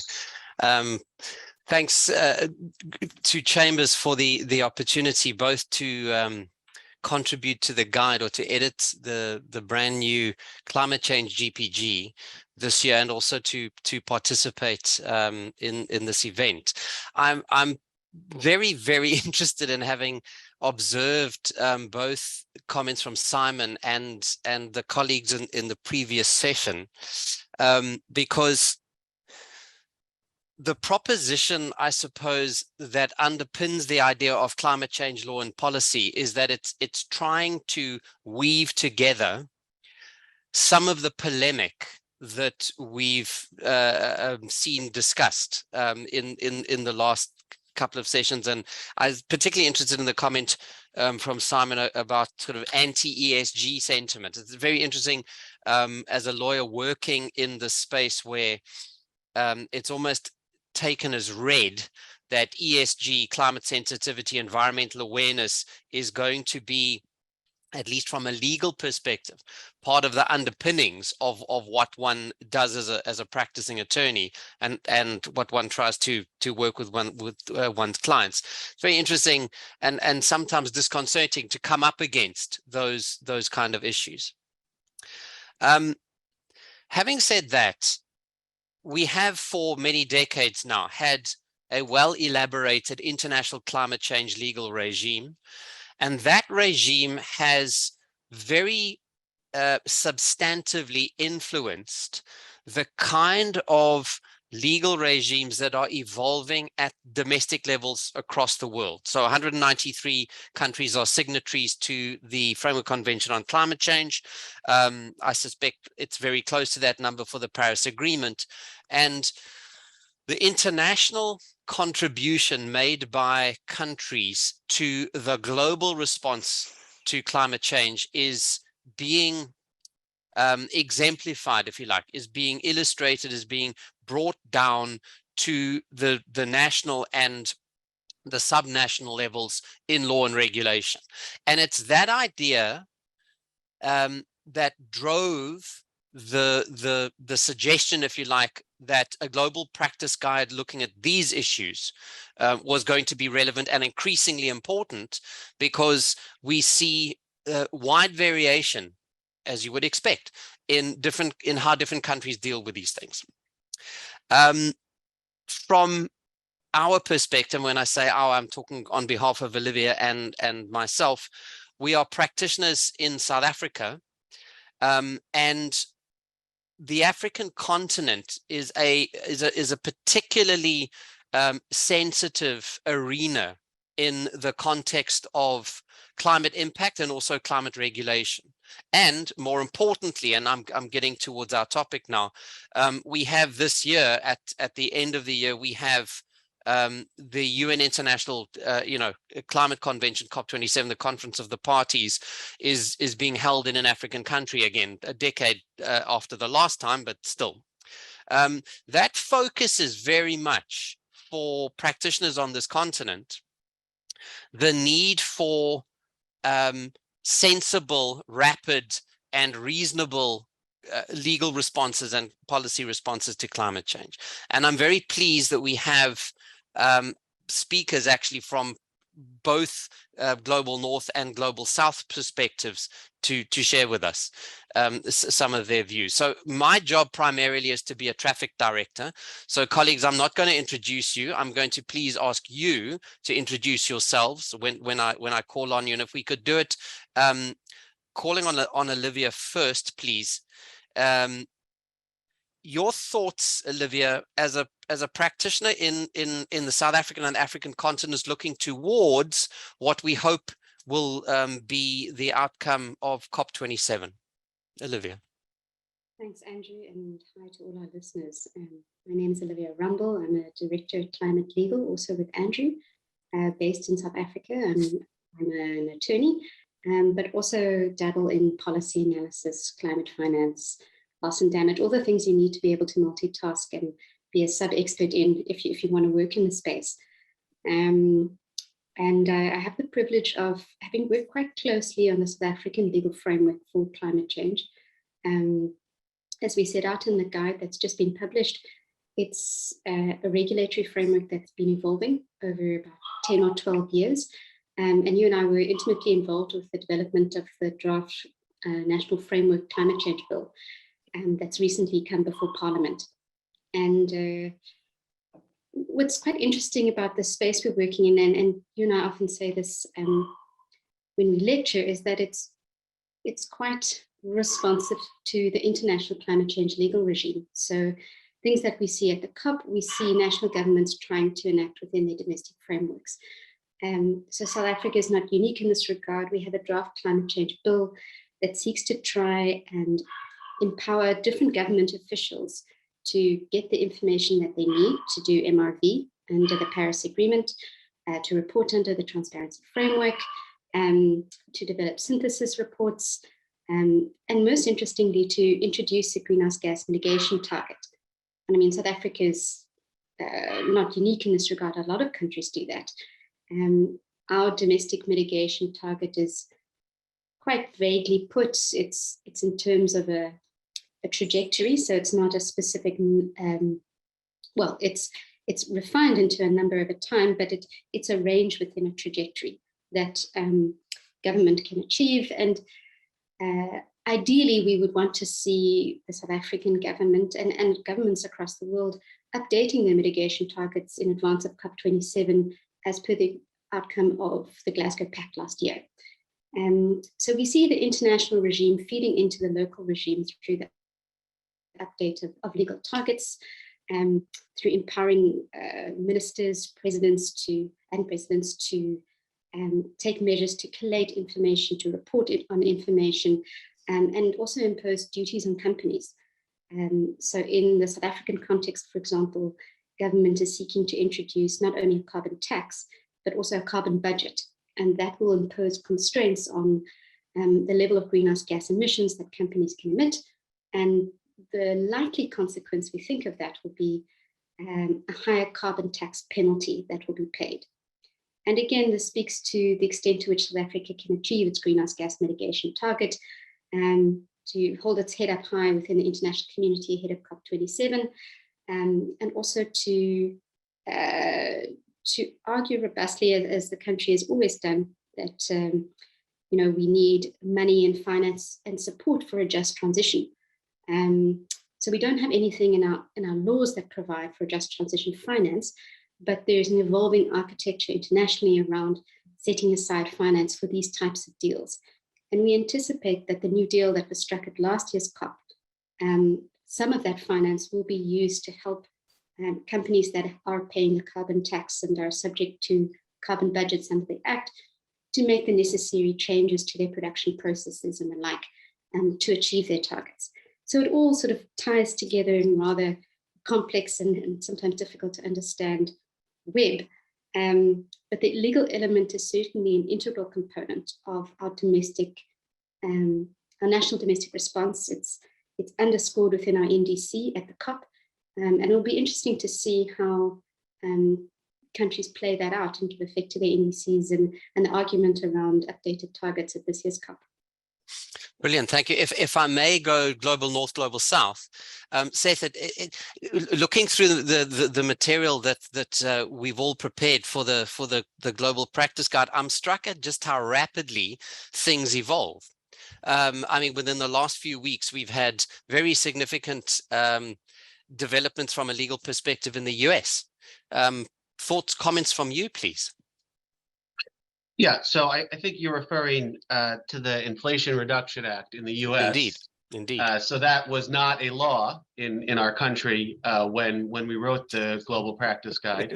It is now, and it is probably going to do quite a bit to help the United States achieve what is its current NDC, which actually the US only submitted about a year and a half ago. So it's a relatively new NDC from the US, looking at an economy-wide greenhouse gas emissions reduction target of about, I think it's 50 to 52% below 2005 levels.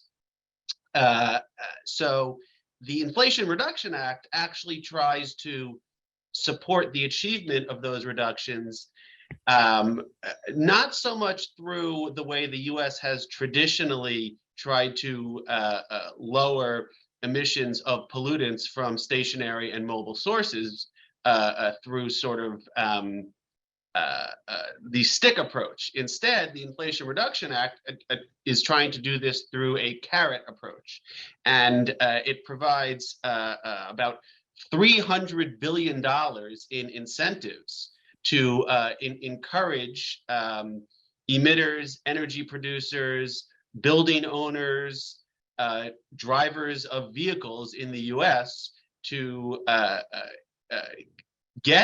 use energy from sources that emit fewer greenhouse gases. And also, it incentivizes sequestration of greenhouse gases and reduction of methane specifically.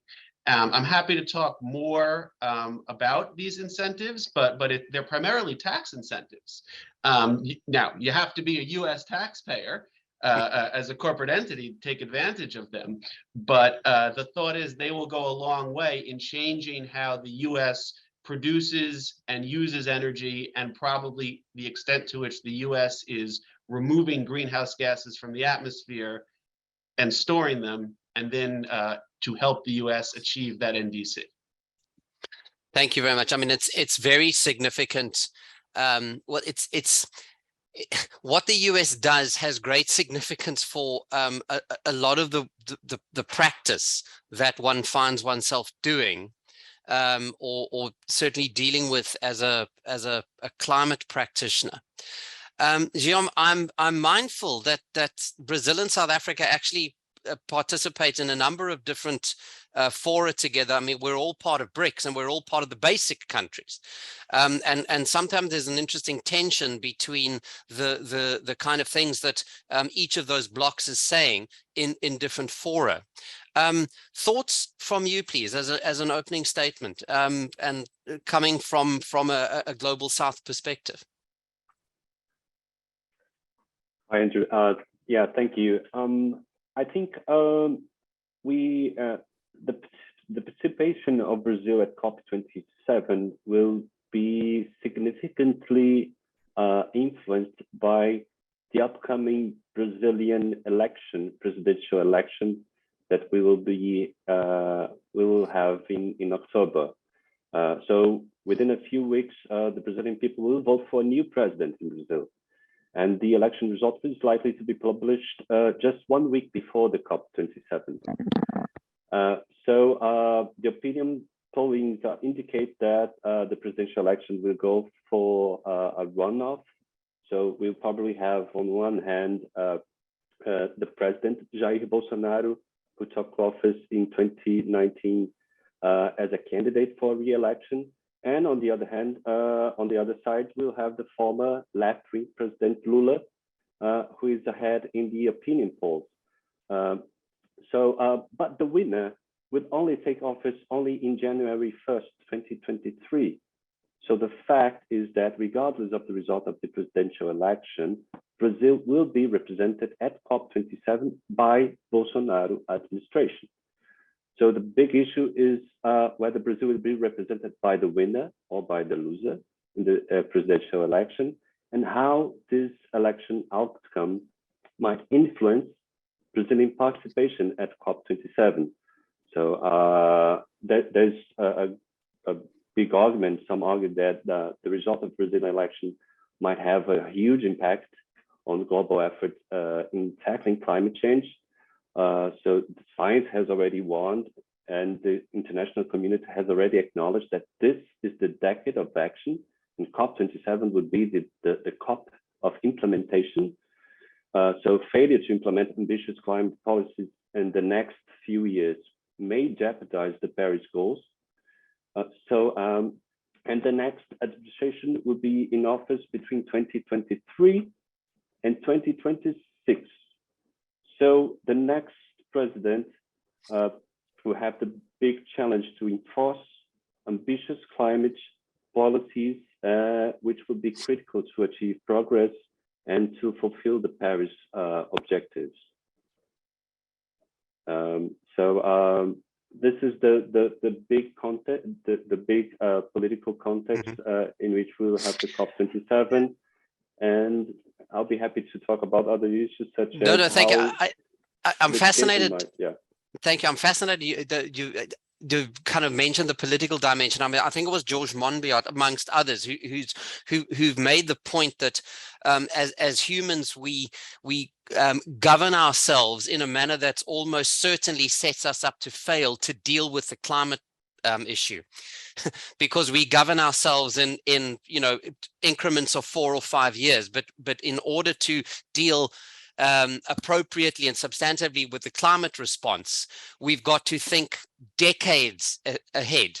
I don't presume to keep going one to the other. I'd like very much to integrate this. Olivia, I know you may have a thought or a question perhaps for Seth around the Inflation Reduction Act, but and so I'm just perhaps suggesting that, but could you make a few remarks around the importance of COP27 from the African adaptation financing perspective, and perhaps talk a little bit about the adaptation financing mechanism?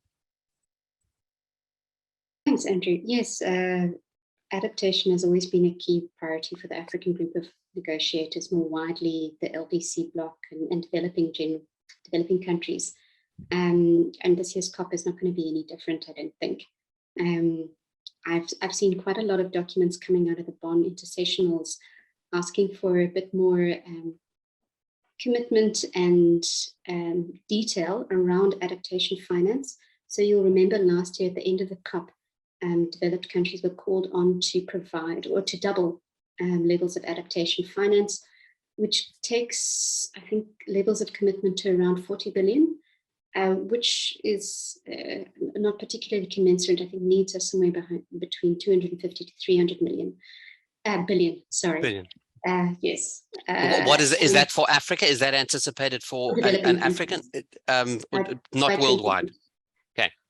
And annually for this continent? for developing countries across the world by Thank 2030.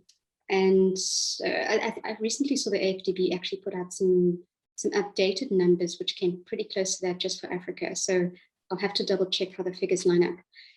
But either way, the levels of adaptation finance are not particularly healthy. And that's probably going to play into a lot of the politics around COP. There was an adaptation finance high-level coalition. I think that was trying to meet a couple of weeks ago. A lot of EU countries were part of that tried to plot a roadmap and also to give a bit more grounding to their adaptation and to specifically set all finance aside, or at least 50% of finance for adaptation. We know that the majority, up to 90%, well, depending on whose numbers you read, a very high level tends to go to mitigation.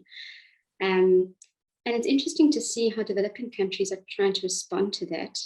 Since we're lawyers in the room, the legal angle is quite interesting. I mean, a lot of African countries are now trying to create vehicles to channel adaptation finance, not just green bonds and all the nice creative financial instruments that you can use, but for example, Seychelles Adaptation Trust Fund, specifically designed to create a transparent, accountable financial mechanism to channel that kind of finance, where donor governments feel confident that it will go to the stated purpose, but the recipient government has autonomy in how to spend it.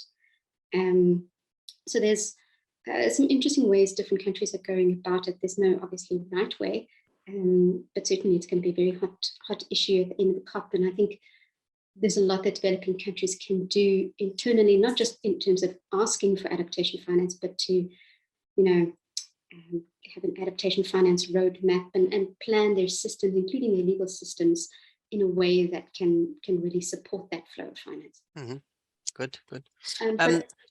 Olivia, please. I was going to ask Seth, and forgive me, I'm a bit ignorant on the US Inflation Act. I looked at it, but it's 700 and something pages, so I didn't look at all of it. So an easy read for a lawyer. Yeah, I was curious about.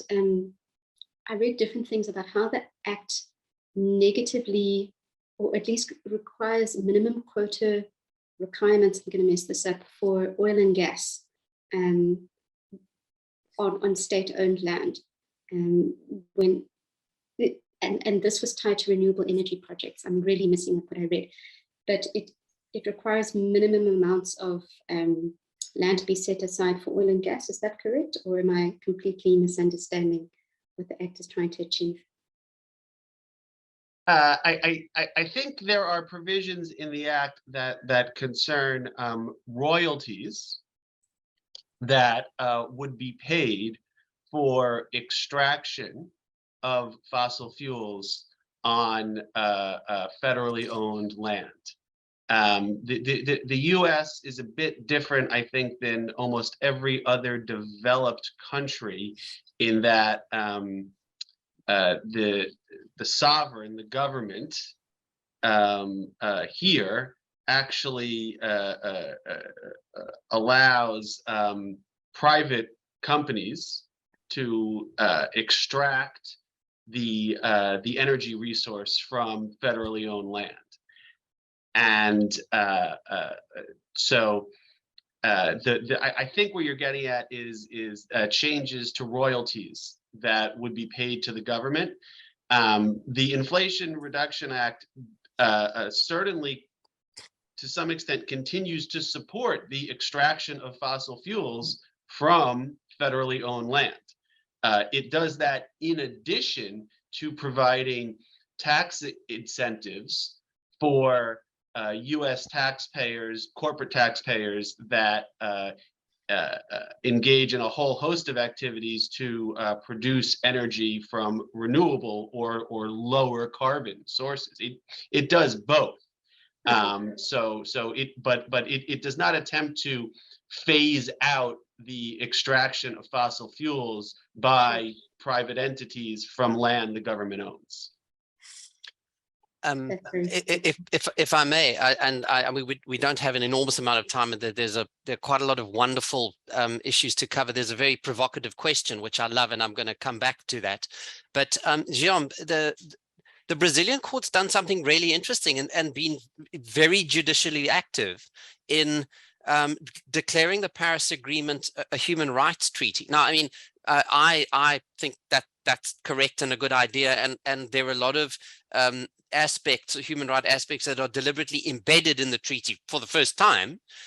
Would you give a flavor of that matter and how it came to pass? Sure. Thank you, Andrew. Yes. This lawsuit that you mentioned has been filed against the backdrop of the greatest deforestation scenario that Brazil has faced in the last decades. The Amazon deforestation is decreasing like never before, and Brazil is now the 5th biggest emitter of greenhouse gas in the world, and the main source of CO2 is deforestation and land use changes in the Amazon region.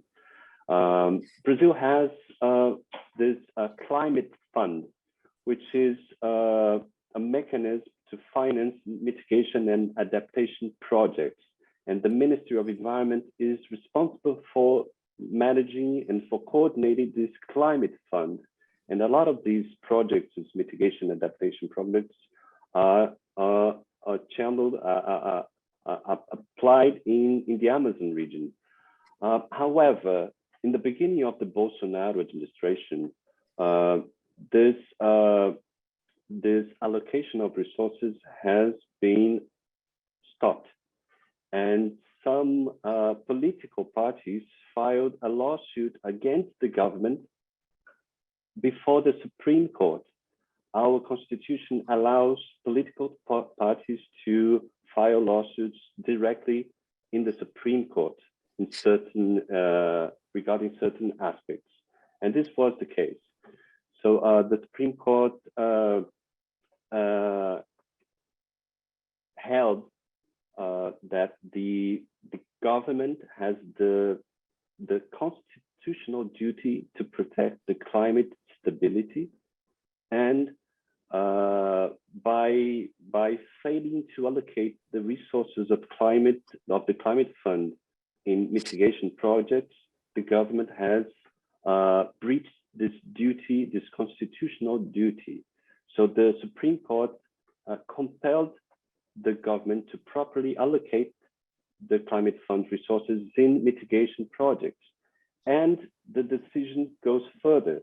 The decision of the Supreme Court also acknowledged, as you said, that environmental treaties like the Paris Agreement are types of human rights treaties. So according to the understanding of the Supreme Court, the Paris Agreement and every environmental treaty enjoys a supra-legal status, which places them above the ordinary law passed by the legislative. So this is a landmark decision, and this might influence the enforcement of the climate policies in the next administration. So that's really, very interesting. So a climate change related driver giving rise to a very significant outcome in litigation.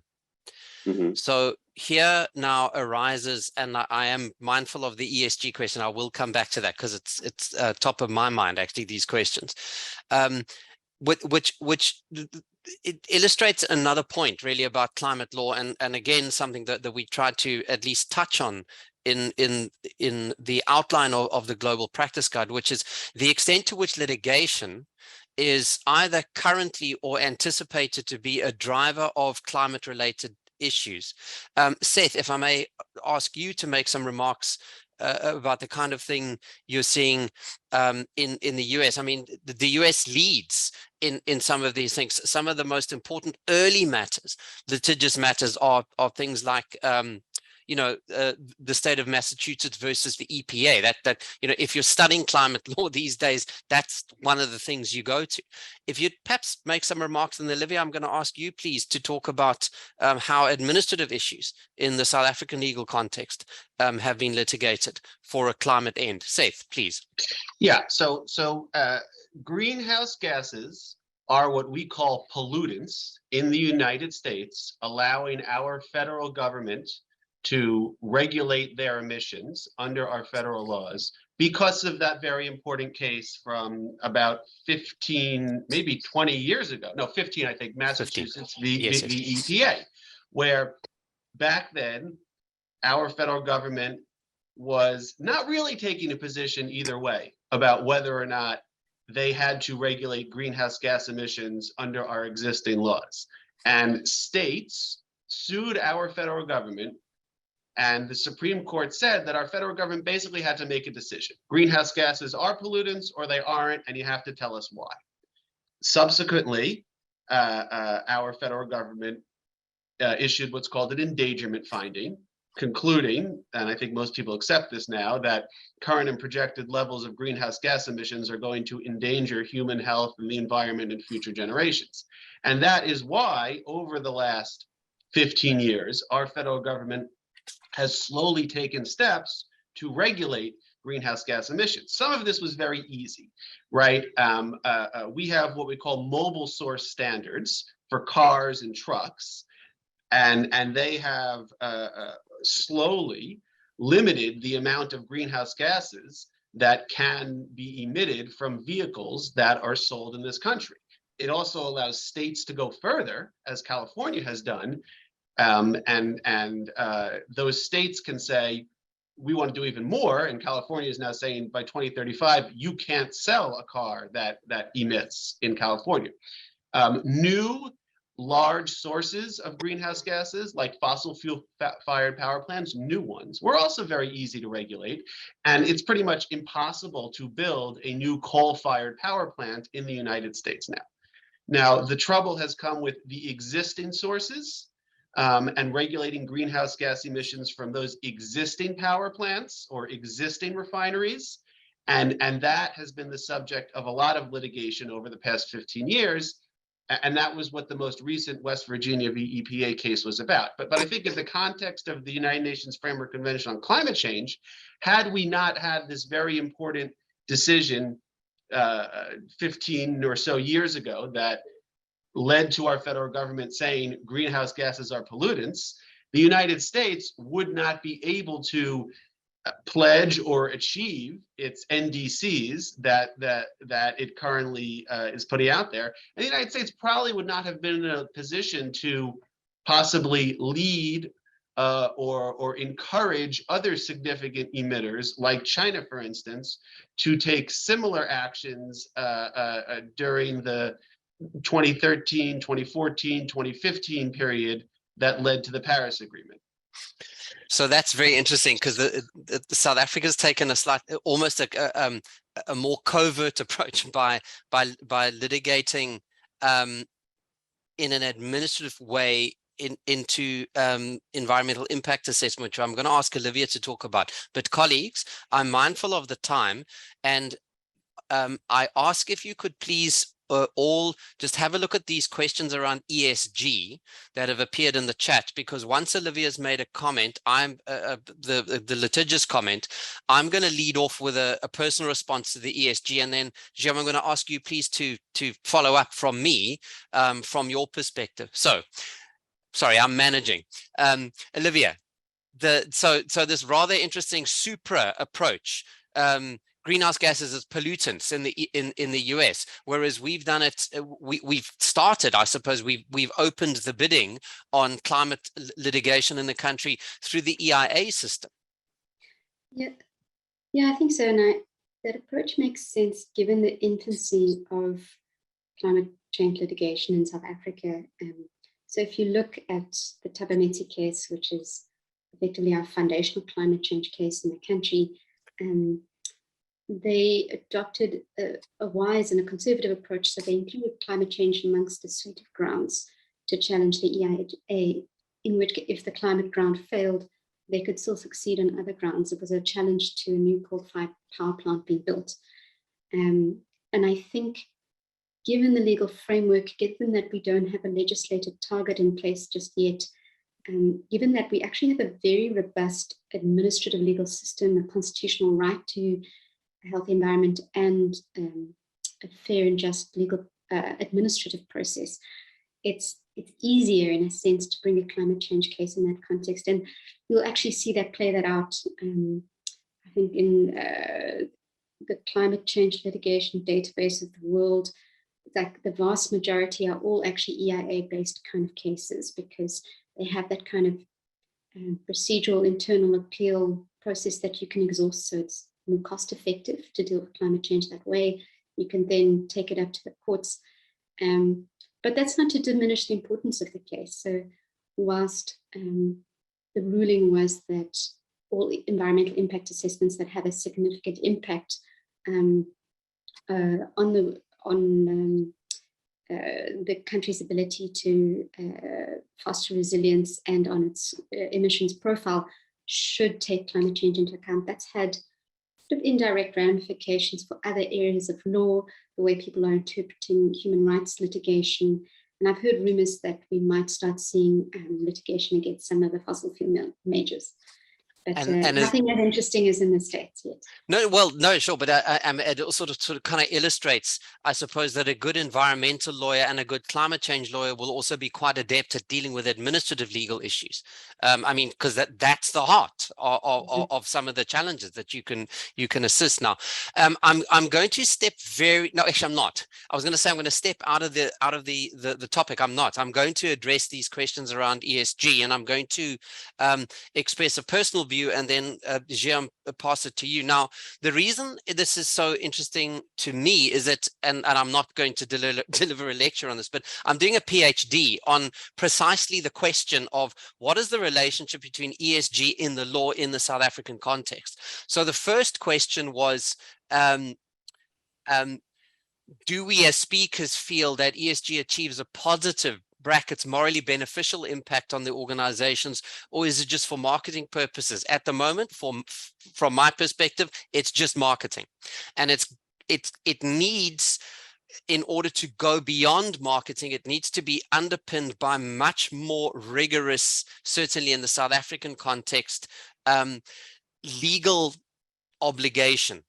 And last thought from me then is that what I'm trying to do in a PhD level study is to examine areas of the law where ESG related obligations can be thought of as arising, and then try and link the idea. ESG at the moment exists in South Africa primarily as guidance, good things that a company should be doing.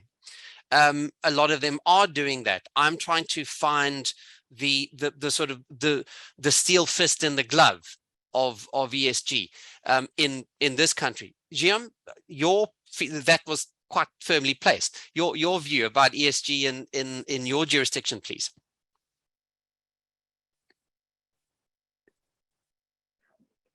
Andrew, I think I agree with you. I think today whether ESG achieves a positive impact, I would say, at least in Brazil, very little.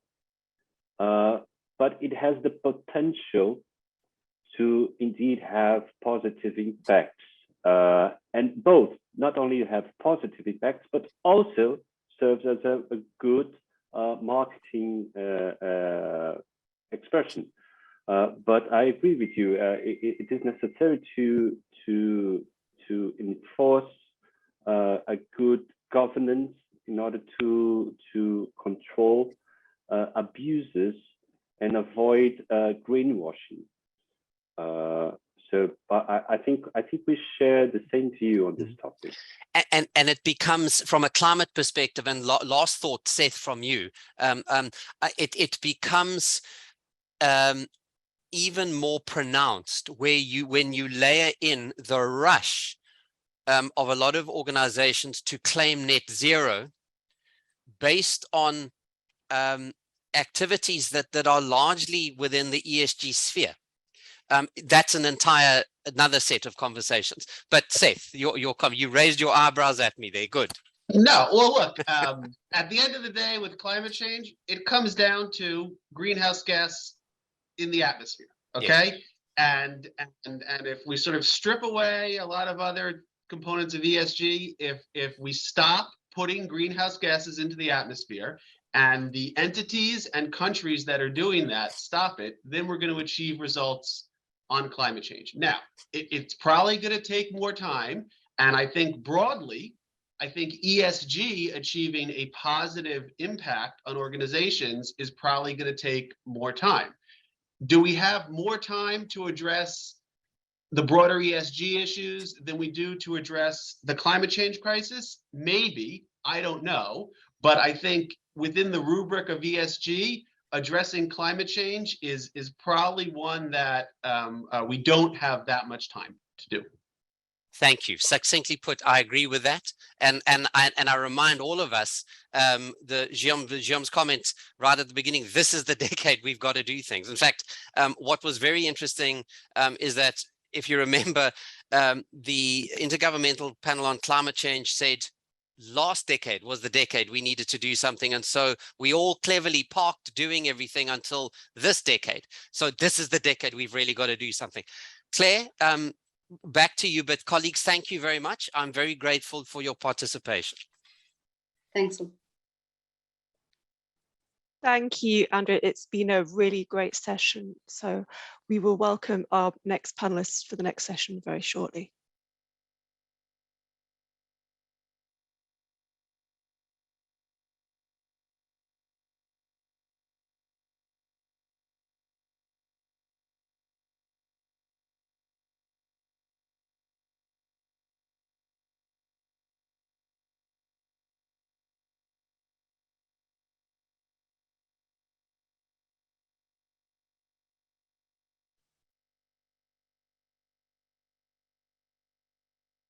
Good afternoon. Good afternoon, David. I can see that our panelists are now joining us. Hi, Claire and David. Hello, Bruno. So welcome to our next panel. And I'd like to introduce our moderator, David Flynn. He's joined by Bruno Azevedo, Marius Afschulten, and Meredith Chambers-Berger, and also Mona Dahani. They will be discussing the need for alternative energy sources, looking at the market response, the legal response, and political responses. So I will hand over to David, who will structure this discussion. Thank you very much, Claire, and welcome everyone to what I think is a very interesting and informative panel regarding really a hot button issue for our time. And I know a number of the programs that have happened today and follow ours are similar, and that is, how do we address globally, regionally, climate change? And in doing so, how do we move forward with the need to develop alternative energy sources and to decarbonize our global and regional economies? And from our perspective, from my perspective, it's an extraordinarily important topic right now.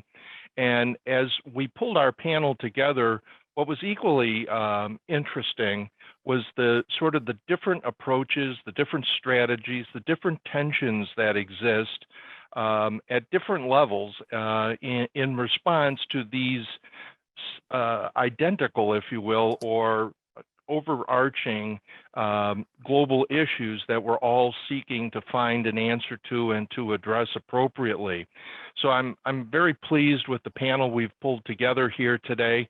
I think we represent a number of different regions in the world. We also reflect really the political and economic realities that are in place and are different across, certainly across the globe.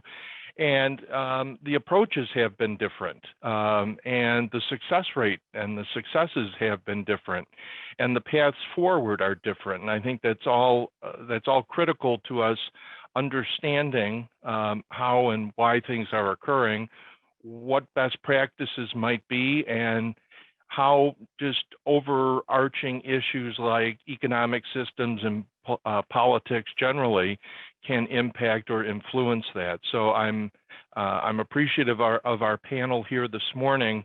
So I'm going to jump right in, and we've broken our discussion down into three main components. One is market responses to climate change and to the need to encourage and further develop alternative energy sources, legal responses to that, and as we've indicated in some of our preliminary materials for the program, including the West Virginia versus EPA decision by the U.S. Supreme Court, and how that in the U.S. context is impacting or may continue to impact how the U.S. responds to these global issues. And then ultimately the political response, how from a political perspective and how politics is impacting and influencing how we respond to these global issues. And as we pulled together our program, it became to me quite interesting how different the political responses are or have been in different jurisdictions. So from a market response perspective, Meredith, maybe I'll jump in with you. And what are you seeing in the context of how the market is responding to both climate change and the need for enhanced alternative energy sources? Sure. Well, let me back up real quick. Hello, everyone. I'm in Houston, Texas, so morning for me, while afternoon for you, but it's nice for many of you. It's nice to be with you. I'm the Chief Legal Officer of EDP Renewables North America, and we develop, own, and operate utility scale wind and solar projects, as well as solar distributed generation across North America. Globally, we're part of EDP Group, which is a fully integrated energy company with a presence in 29 countries, excuse me. So that's the perspective that I'm coming from today, but mostly with probably predominantly a US perspective. Of course, I always have to make the disclaimer, these are my views, not necessarily the company views. I suspect everybody else is saying the same thing over the course of the day, but nonetheless, we'll say that.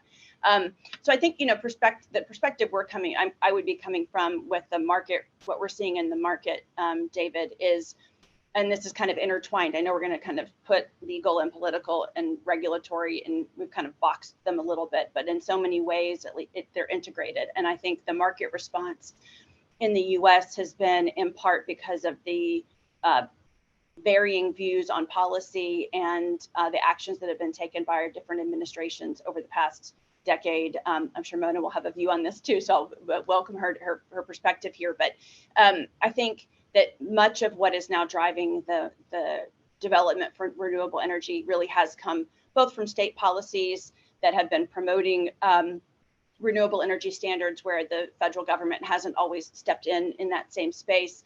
But really, I think a lot of the advancements and the increase in deployment of renewables is coming for economic reasons. The technology of wind turbines and solar panels, storage, they're more efficient. They're getting more cost effective, not only through the creation of advanced technology, but learning over time new O&M ways to take care of them, have longer life, get better availability, those pieces.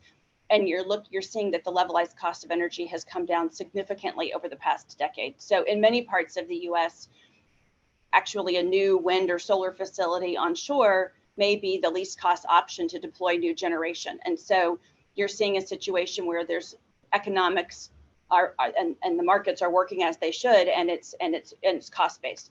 I would say another driver and in this is really the growth of large scale and mid-size commercial and industrial customers. So you could think of big box stores or large tech companies that have significant energy needs and driven by their own ESG goals. I know the past panel was talking about ESG, and I think it's going to be talked about more later today. But ESG, even if not mandated in certain places, really is driving a lot of consumer trends. And so you're seeing big companies who maybe for their own sustainability goals to be good players in the global community, but also because their own customers are wanting it, have their own very aggressive energy targets. And so you're seeing big players, both in the utility scale and in distributed generation, either do long-term offtake agreements, actually enter into some co-ownership arrangements for utility scale projects, or are putting solar panels on top of their stores or or their parking lots, or and so there's several pieces I think that are playing really because maybe we've had inconsistency, and really what markets often want is some consistency from the policy perspective. So I really see that there's areas that are stepping in because we've had somewhat of the back and forth, at least in the US. Very interesting, Meredith. I know your responsibilities may not be global, but you certainly have perspectives from other jurisdictions and other economies. What's the same or what's different as you go from the U.S. to some of the other areas where you guys operate? Sure. So I would say from the North American perspective, we have Mexico and Canada as well. And I think that we're seeing some of the same politics, some of the same situations happening, both kind of at the sort of the federal, the provincial, and the local level, with NIMBYs and differing views on whether renewables should be the way of choice if they're adding value. I think it always gets wrapped into climate change, though I don't think that the value of renewable energy has to be only wrapped into climate change. I think there's a lot of good reasons to have renewable energy, regardless of your view on climate change. I think the European countries, and I think Marius and Bruno can speak to this more in depth, to be sure, but I think that some of the European countries have had more proactive government involvement, more proactive policies that have just changed the landscape around the ability to deploy. And so their deployment has been faster. They've been able to do bigger scale projects, or just a bigger percentage of their generation portfolio. And because you have somewhat of a coordinated political, regulatory, social market construct, where in North America it's been a bit back and forth. Interesting. Thank you. Marius, who's with HPP Attorneys in Finland. Marius, the market response is sort of interesting in and of itself, but certainly what's happening in Europe relative to Russia and Ukraine is something that the market can't control. How is that impacting these opportunities and what the market is doing in Europe? Well, I mean, ironically, it seems like we basically needed a war in a European country to then really accelerate the sort of production of renewable energy to a level where it should have been long ago. I mean, obviously, I guess we started already the energy transition a decade back here in Europe, in Finland, perhaps a bit later than elsewhere. And already before the Ukrainian crisis, we, at least in Finland, have seen quite a strong activity, especially on the wind power market. And obviously wind power is, or has been in the last few years, the cheapest form to produce electricity in Finland. So it's also, to a large extent, been market-driven development. We haven't had any subsidy schemes in place for a long time. So it's a development that already existed. But now, obviously, with the war in Ukraine, the sort of debate, which we also had in Finland and in other European countries, where especially right-wing populist parties were actively questioning the need for the energy transition and often really being in favor of that.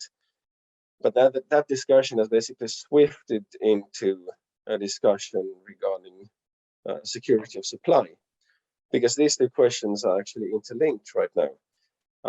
Since in Europe we are not great producers of fossil fuels, with the exception of a few countries. In general, most of our fossil fuels have been imported from elsewhere, and quite many countries have found themselves quite dependent on Russian fossil fuels. So obviously this has basically started a discussion of how to get rid of that dependency as fast as possible. And nowadays, at least in Finland, I suppose also perhaps in other European countries, if you listen to the rhetorics of the right-wing populist, we don't hear any more of the talk that renewable energy is something that is not really necessary and we shouldn't invest in that.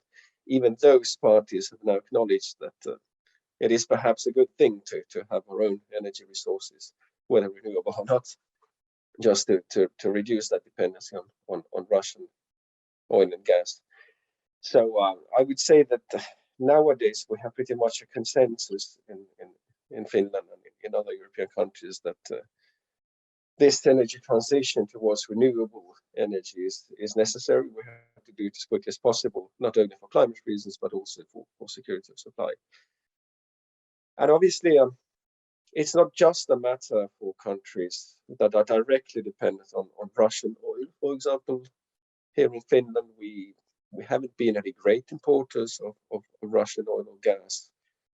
I guess in the early days of the war, there was even a discussion of how much this would actually impact us in terms of electricity prices and energy prices in general. And I guess that many of us have found ourselves quite surprised about how that discussion has now exploded into a sort of despair, because we really face extremely high energy prices, electricity prices, not because we are dependent on Russian oil or gas, because quite a lot of significant European countries are dependent on Russian oil and gas, and those alone are enough to drive up the prices in an electricity market that is interconnected. So I guess it's been sort of an eye-opener for all of us that when you are dependent on the importation of energy, whether fossil or some other type of energy from a country that is as unstable and predictable as Russia, you really put yourself into a difficult situation. So it's all been very interesting to follow, and at least I can already say that in my practice we have seen an explosion of new renewable energy cases, a lot of new investments, a lot of interest, in that market. So I'm sure that development will continue very, very active here. Thank you, Mario. So we've seen and are seeing how the market is influencing responses to climate change and to the need to advance the penetration of renewable energy resources and alternative energy sources. Now we're going to pivot to the legal response. And Bruno, who's with the Teles firm in Portugal, a question for you. From your perspective, there are mandates, there are incentives that either require or encourage or incentivize actions which at some level benefit the environment or encourage the use and deployment of renewables and alternative energy sources.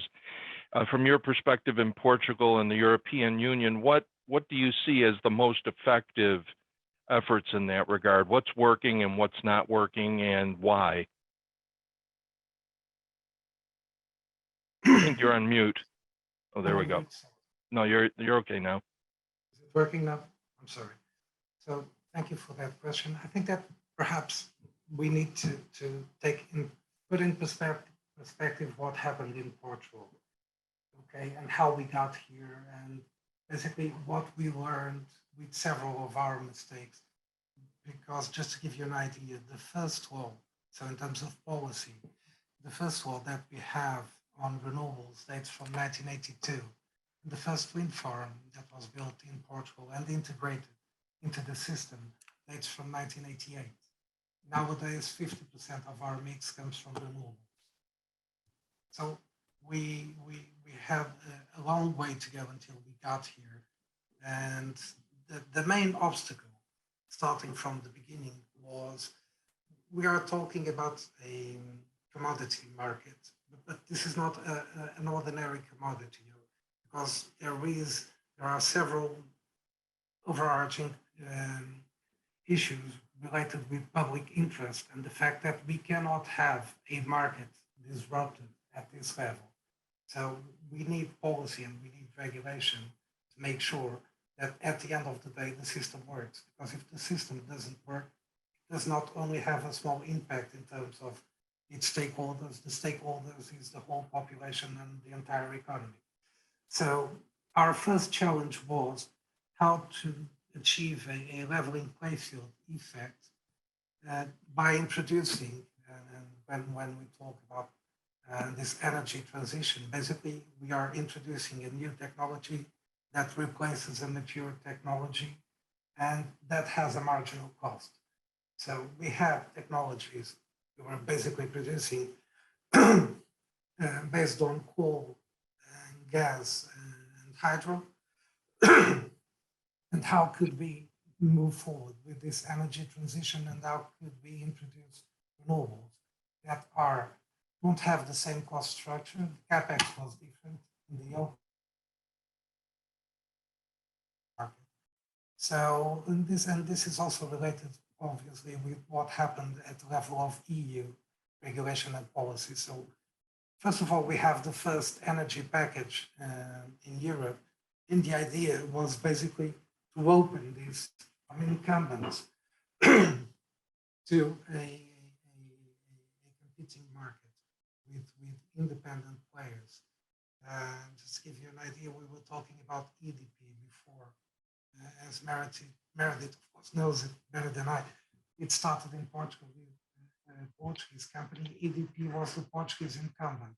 At the time, it was fully vertically integrated. So we had generation, transportation, distribution, and trading.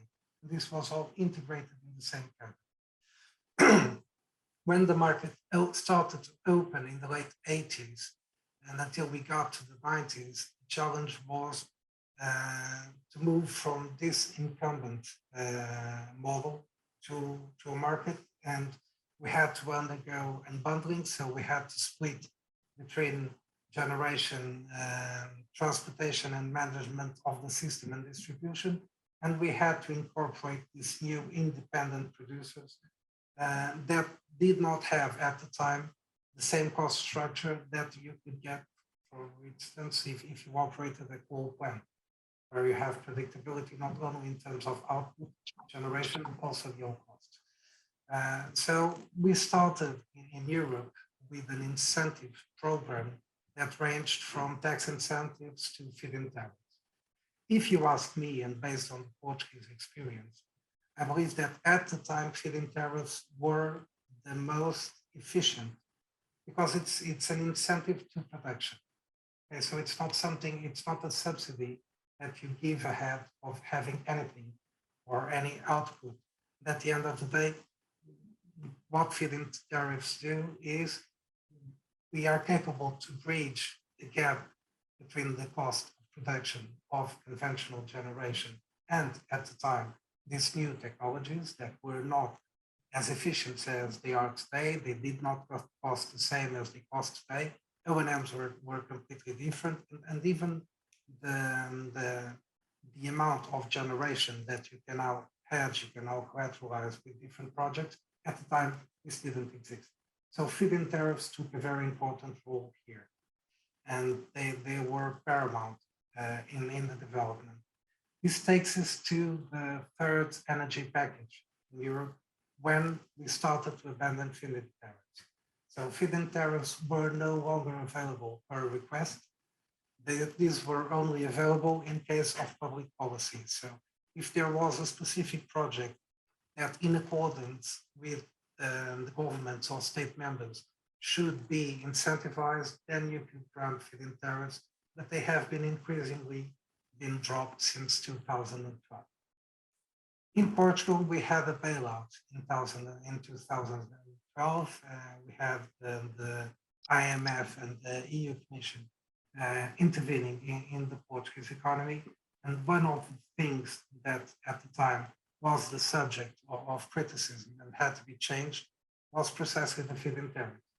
Because although the feed-in tariffs were degressive, meaning that from time to time the FIT would decrease, this would still amount to an overhead cost, a significant cost to the system, and this needed to be changed.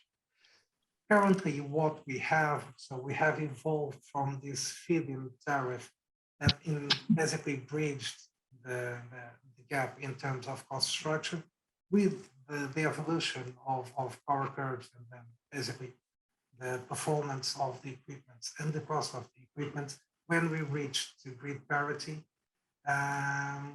we could go in two different ways. One would be full market risk. So basically, any sponsor, any company would have the right to sell the electricity at market prices and under market conditions. Or we could go for a different solution, which, by the way, in Portugal, we adopted a combination of both, which was how to hedge the cost factor in this system using FITs. So we moved to PPAs.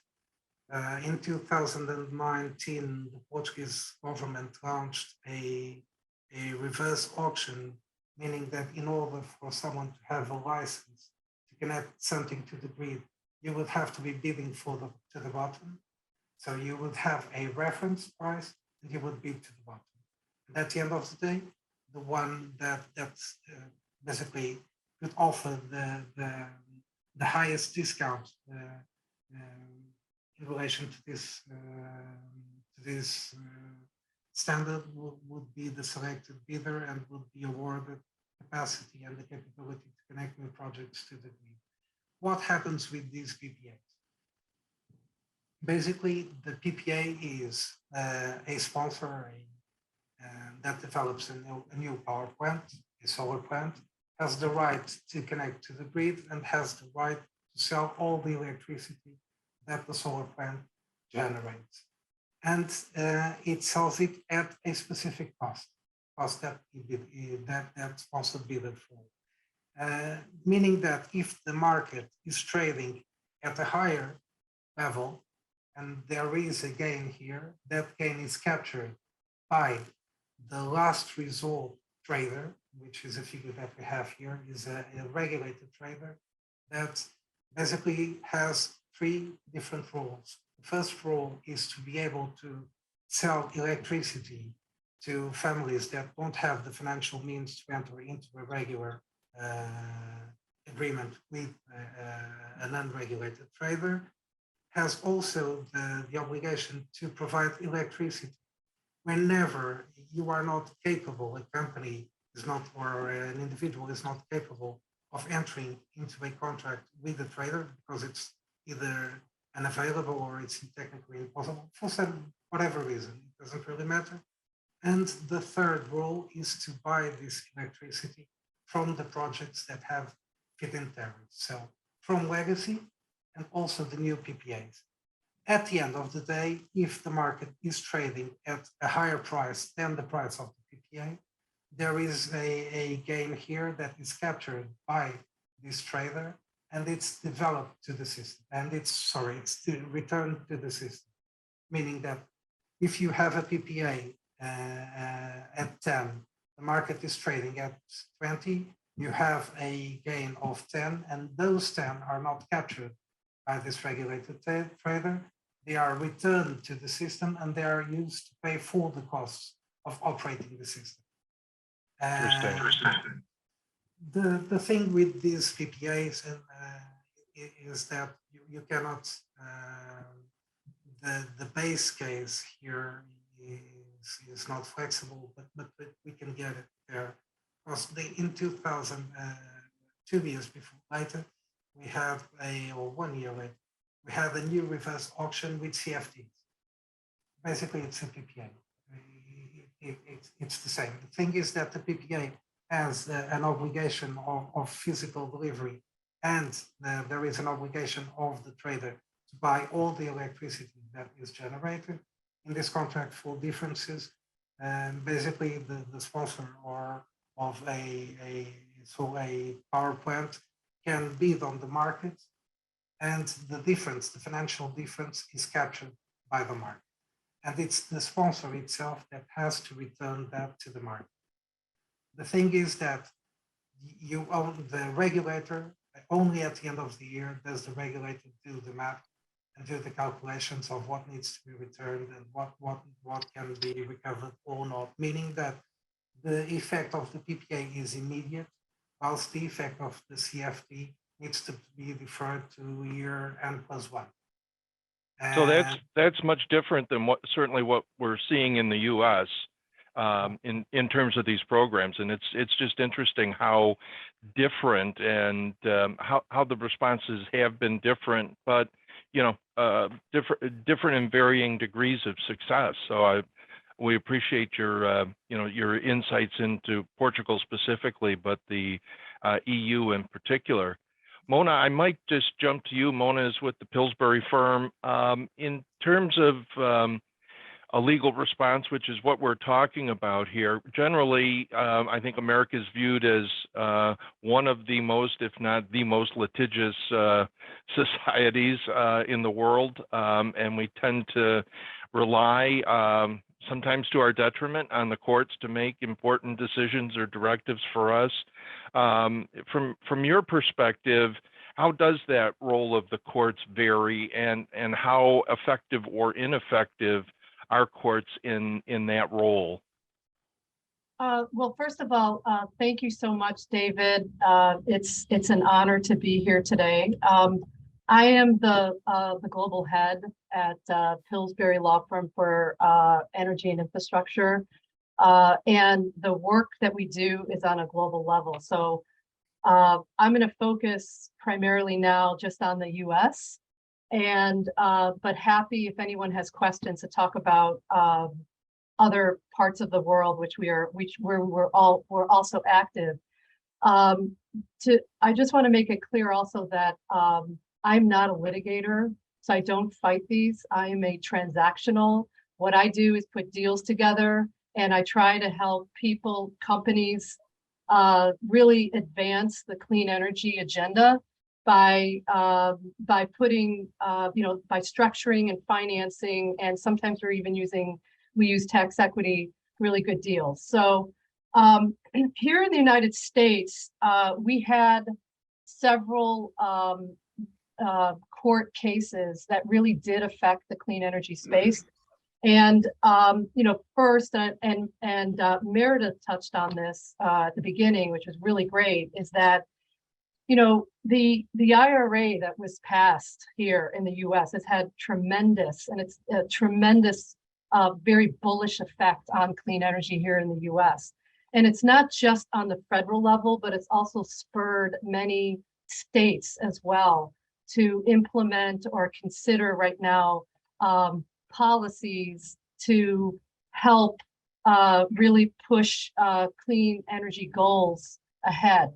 And there's a number of states that have really taken the view and have implemented, just on the heels of this IRA, a lot of different tax credits available at the state level as well as the federal level. So, what I'd like, just to go over quickly some of the big cases here in the U.S. We had one case that had an effect on the U.S. With respect to clean energy, has to be the Supreme Court, West Virginia versus EPA. And this basically challenged a ruling that started with the Biden administration by the U.S. Court of Appeals. And basically what this did was there was a lot of different coal companies and Republican-led states that asked the Supreme Court, who found in their favor, to find that the EPA cannot create a system-wide approach limiting the Biden administration's ability to cut greenhouse gas from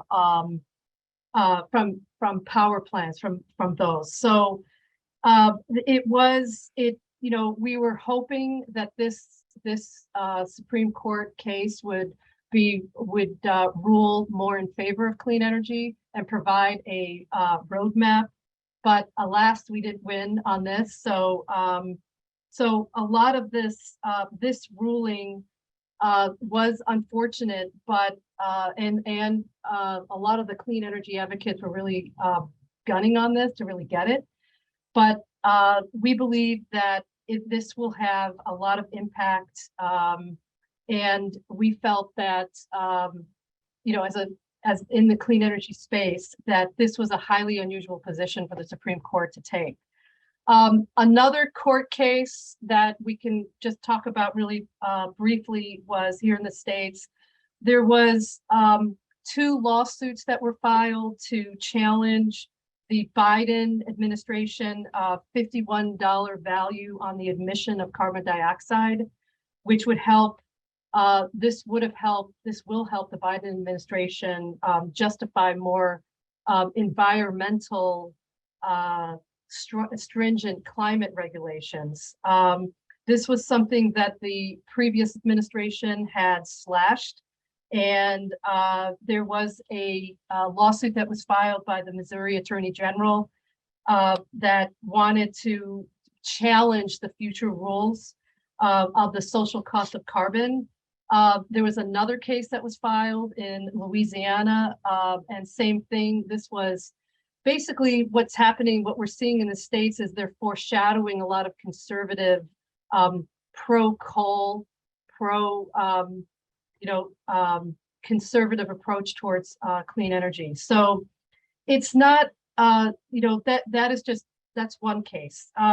The next one, which I'm grouping, has to do with leasing, oil and gas leasing, which also affects clean energy. And there was a number of cases which stated how what the federal discretion would be with respect to offering oil and gas leases on federal land. And there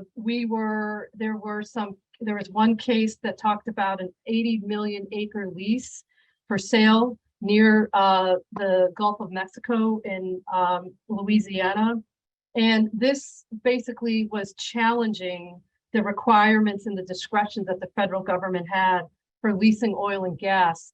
And as part of this IRA that we have, one of the regulations that everyone is working on right now is speeding up permitting for clean energy projects. And this permitting, a lot of people don't realize that this also goes to the oil and gas as well. It's not just clean energy companies. So there's been some lawsuits with that. And then my last group of federal cases to watch that are really affecting the clean energy transition and how it is going to really just grow exponentially here in the US has to do, especially with hydrogen, is the pipeline battles. There are some developers of some natural gas and oil pipelines that have filed cases here in the US at the federal level that again are what they're challenging is permitting for these types of the natural gas pipelines and oil gas lines for blending hydrogen. So these are they lost, and now they have petitioned the Supreme Court. Here in the United States, less than 1% of all cases that are petitioned to be heard by the Supreme Court actually are heard. So it is unlikely that they will go to the Supreme Court, but a lot of legal scholars are watching the lower courts to see how the judges will handle these types of cases that will definitely affect going forward the clean energy transition here in the States. Thanks, Mona. And I think one lesson to be learned, particularly from the U.S. context, is, we may have bureaucrats that develop regulations and officials elected by the people that enact laws, but ultimately in the U.S. more and more, it ends up a decision of a court, what's right and what's wrong and how things are going to be implemented. And I just venture to guess that there's very few, if any, significant either climate change or renewable energy programs that don't end up litigated at some level and involving the courts. And Meredith, I'm sure you see that as well.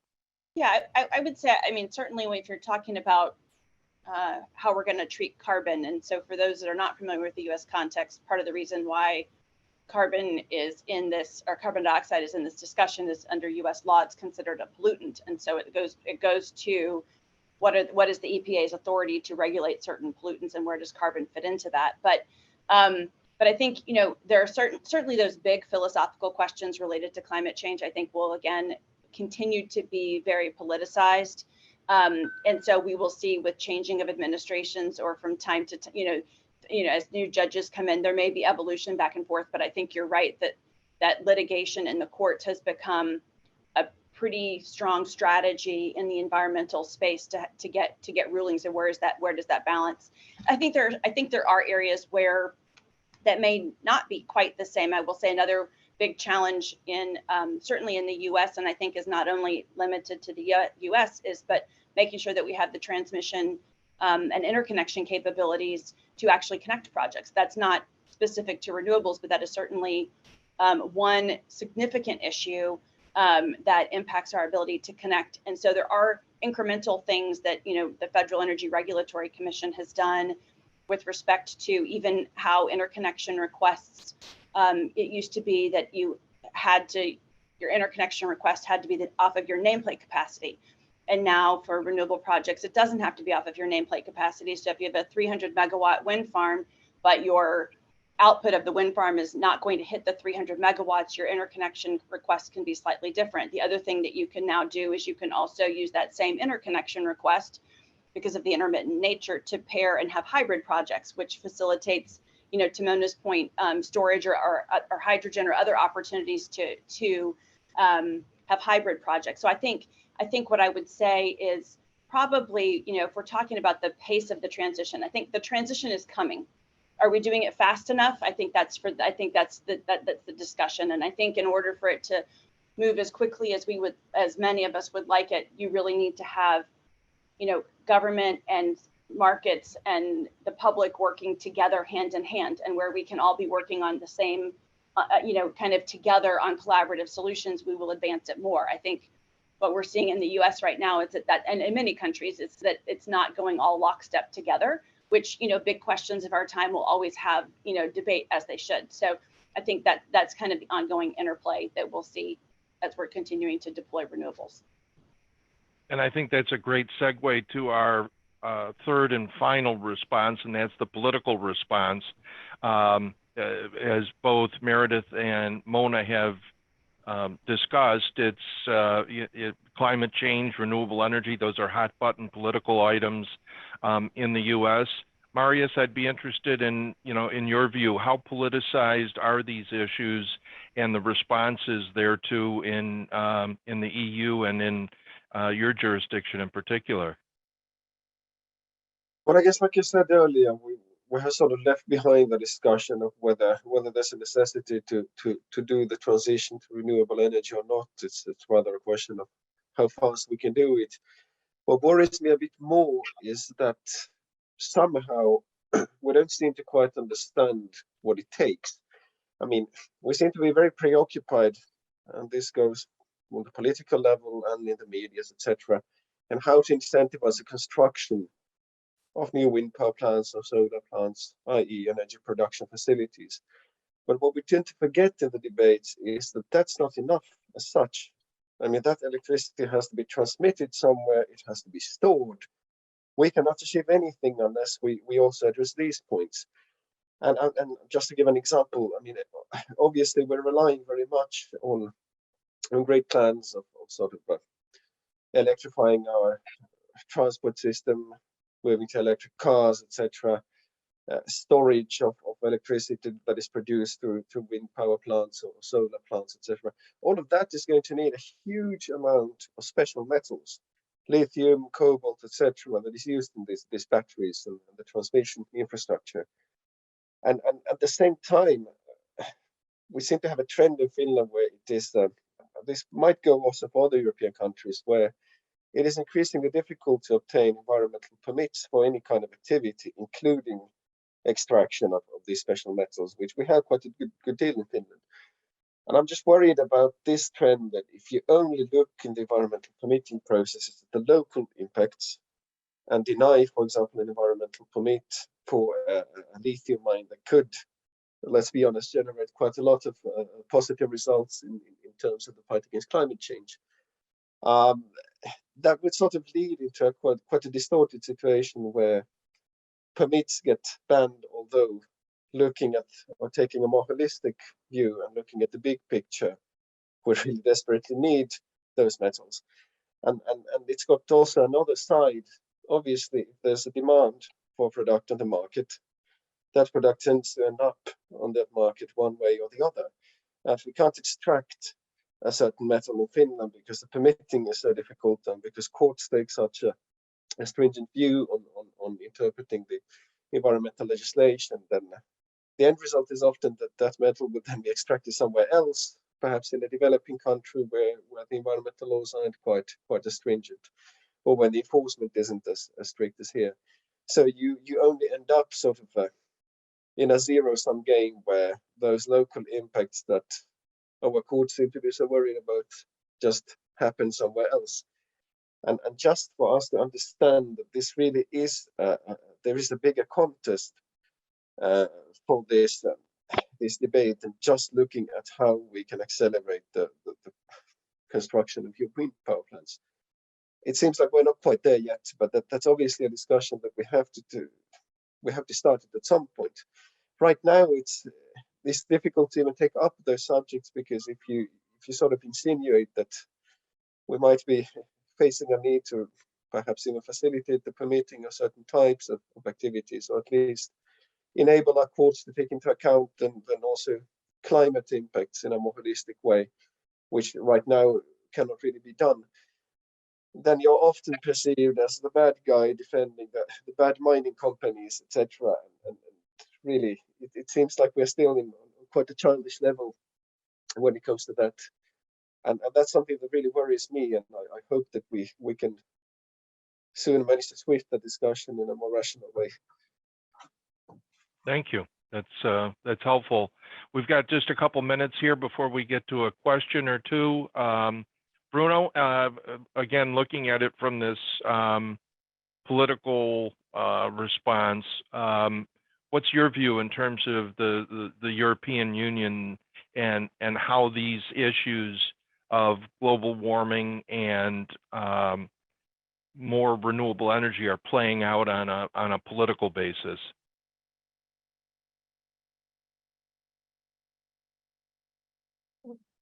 I think you're on mute. Sorry, this is automatic and it sometimes disconnects. Very sorry, David and everyone.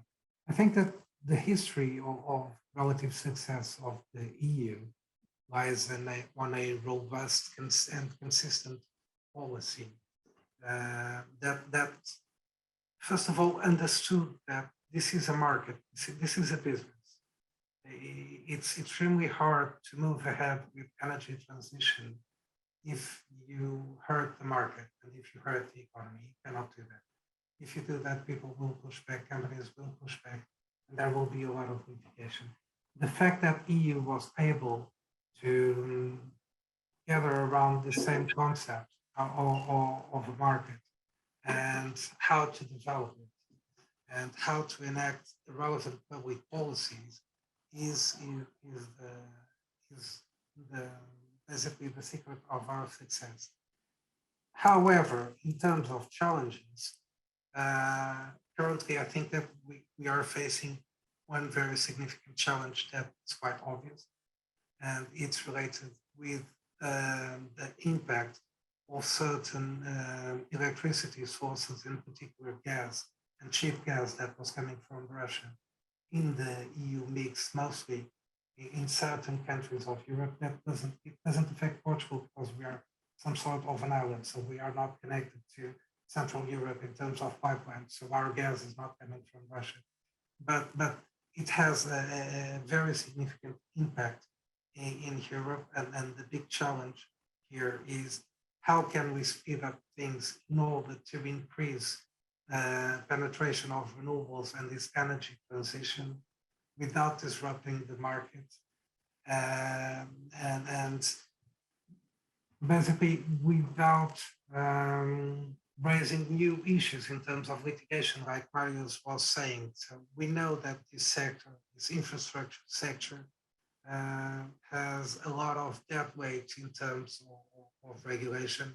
And when it comes to permitting, we all know the challenges that we have been facing over the years. And that's still a big issue in Europe.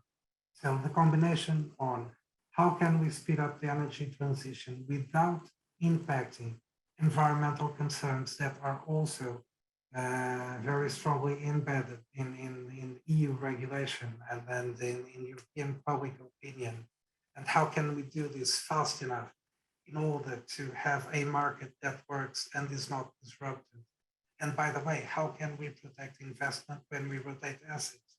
Because those investments, if they are not yet appreciated, and if you rotate them and they become idle, those assets become non-performing assets. And it doesn't affect only the sponsor, because looking at this type of industry, we know that this is strongly based on debt finance.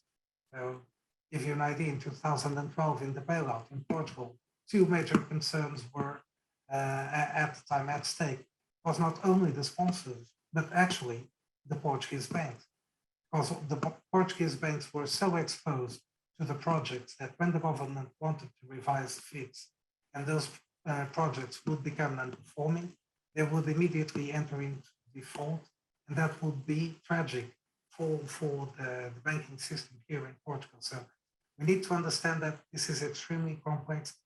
The only way to do this is to be consistent in your policies and to understand at the end of the day that you cannot go against the economy, because otherwise it doesn't work. The best way to do this is obviously trying to have a cooperative approach to the sector, the stakeholders. In Portugal, luckily we have that.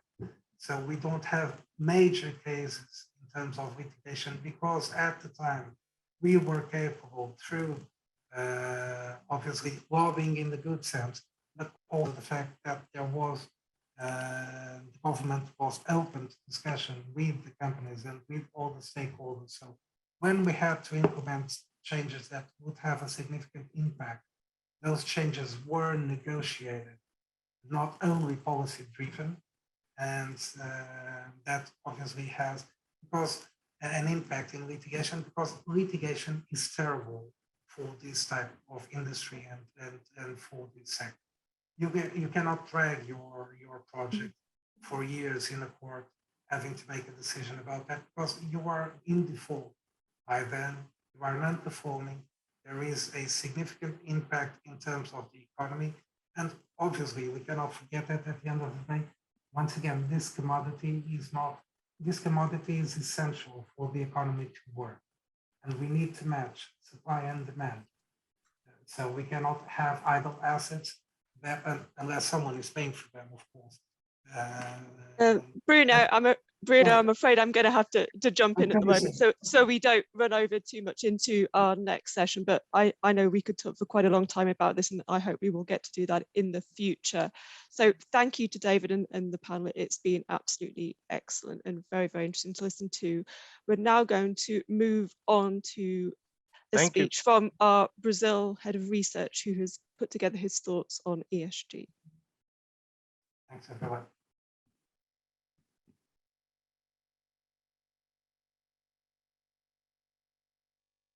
Hello, my name is Luis Bulcão, and I'm the head of Brazil research at Chambers.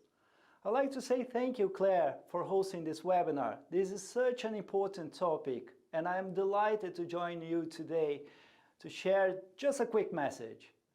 It was not very long ago when this idea began to spread. Environment, social, and governance should work together. And perhaps, not surprisingly, it made sense for a lot of stakeholders. It made sense for a lot of companies, for many investors, and it made sense for consumers and citizens. Today, as my colleague Simon mentioned earlier, ESG has become a huge topic, being spread all over the world, much by the initiative of the business community. For me, it is really nice to see that we have several speakers here today from Latin America. It is a region that, as you know, has such a stake in all of this. Earlier this year, we hosted a whole forum about ESG in person in São Paulo, and we could learn so much about the challenges and opportunities around this field, just as we are doing now. Especially, we could see that many companies are so forward-thinking and ahead of the game when it comes to ESG. Some are really leading by example and adopting robust and pioneering initiatives, including bold targets for ESG, targets for contribution to society and the environment. Imagine that some years ago. Investors are also increasingly eager to back more and more ESG initiatives as well, and we see the options available growing exponentially. We also see this driving law firms, not only by specializing and providing expertise on the combined areas of ESG, but also by developing their own internal standards. Now, are these initiatives enough to meet the challenges we face globally? How are governments and regulations preparing to back such revolution? How about the challenges of those who need to completely reinvent their businesses? This is what is being debated everywhere, and I'm glad we can have such high-level discussions here today. There are many important insights we can take from this webinar. Before sending back to Claire, I would like to invite you, especially those with a connection to Brazil, to join us on the 27th of October. We will launch our Chambers Brazil 2022 rankings, identifying the best lawyers and the best law firms in Brazil for all transactional areas. Our rankings resulting from our independent research will include new tables for International Council and, of course, our new ESG rankings for local firms. So please, join us if you can. Thank you so much for your attention and have a delightful webinar. Claire, back to you. Thank you to Luis, and our final panel of the day will commence shortly.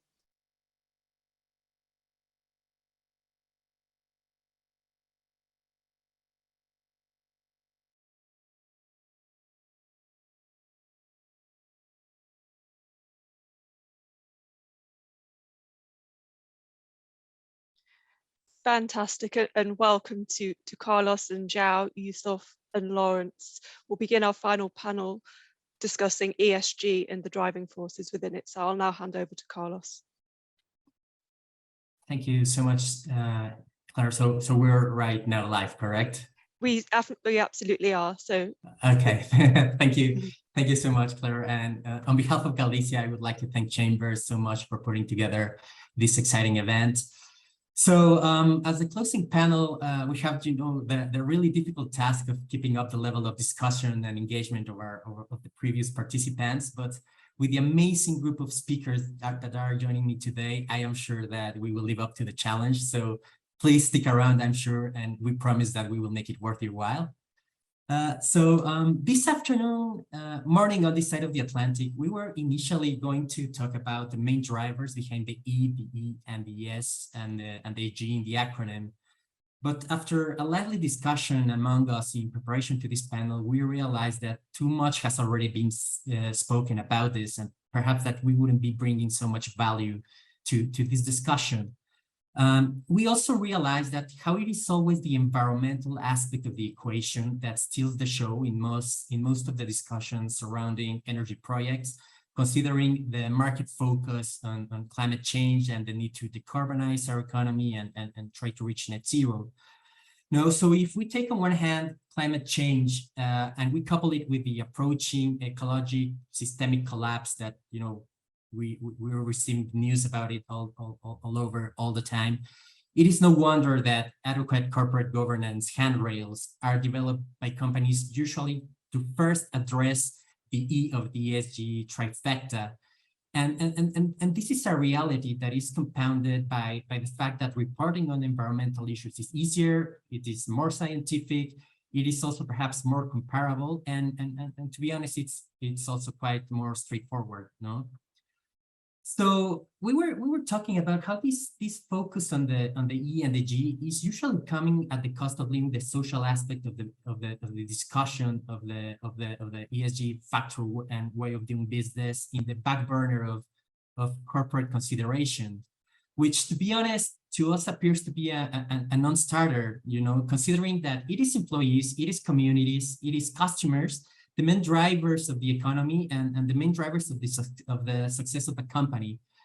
And not only that, but to add insult to injury, we have come to see that the S has also become sort of a catch-all to everything that is either not E or G, which is quite unsound in terms of methodology and even epistemology. You know, if you were trying to develop ESG as a practice and perhaps even moving it forward as a science, as a way of doing business.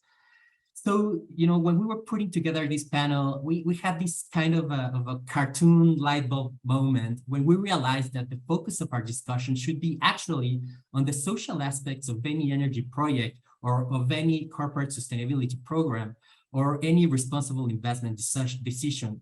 So that's perhaps what we will be discussing right now, how the S should be a primary topic in all ESG discussions. No, so without further ado, I will turn it over to Yusuf, who is an absolute expert on this matter, and his firm Atelier Aftab has been working amazing things to implement S programs in the ESG corporate sustainability program. So please, Yusuf, take it away. Thanks very much, Carlos, and thank you, Chambers, and everyone who is still here to listen. So really appreciate the opportunity. As Carlos mentions, our focus as a firm is on the S and has been for the last decade. So I do think actually there are some clear parameters and they are becoming harder edged for companies across sectors. So what I'd like to do just to kick off this discussion is talk about this at kind of a macro level, what we're seeing as counsel in how S risk for companies is evolving, and then what that means for effective strategy. And I know my fellow panelists have different perspectives to bring to this, and we're hoping then at the end of it to touch on some just practical implications. So broadly, when we start with S, it's true what Carlos says, right? That often it's perceived as being a catch-all and rather unstructured. And I think there are various reasons why it's difficult for companies to master, but I think one of the things we can take heart in as counsel is that it is evolving. It's evolving to become much more rigorous and with much more precise contours, partly because of litigation, but largely because of regulation, and primarily regulation coming from the European Union. And I want to speak a little bit about what those contours are. But first, let me just say, we understand S, and we can talk about it through the investor lens, and we can talk about it through the legal lens. And there are differences, and those differences are getting more stark with time. And this discussion is really going to focus, at least on my end, on what we're seeing with law.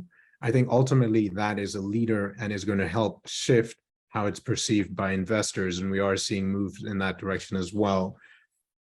But let's start first with just what is the S? And with that, when we think about what's happening in the law, there are two elements to the evolution that have led to much broader scope of risk and much more significant risk for companies across sectors. The first is that human rights has emerged as the analytical framework to disaggregate and analyze S issues. And that's really become the cornerstone in various pieces of legislation on both sides of the Atlantic. It's also the key in various industry standards. Now, what we mean there is not human rights as might be conventionally understood or sort of generically understood, but rather human rights as a set of defined entitlements and dignity protections that are above and beyond national law that apply to customers, workers, communities. So that lens helps set thresholds for what is wrong, what is an actual harm beyond something that is just perceived as a wrong. And the second is that these expectations for what makes an effective program, or what defines a company that respects human rights and thus acts in line with the S, are governance expectations.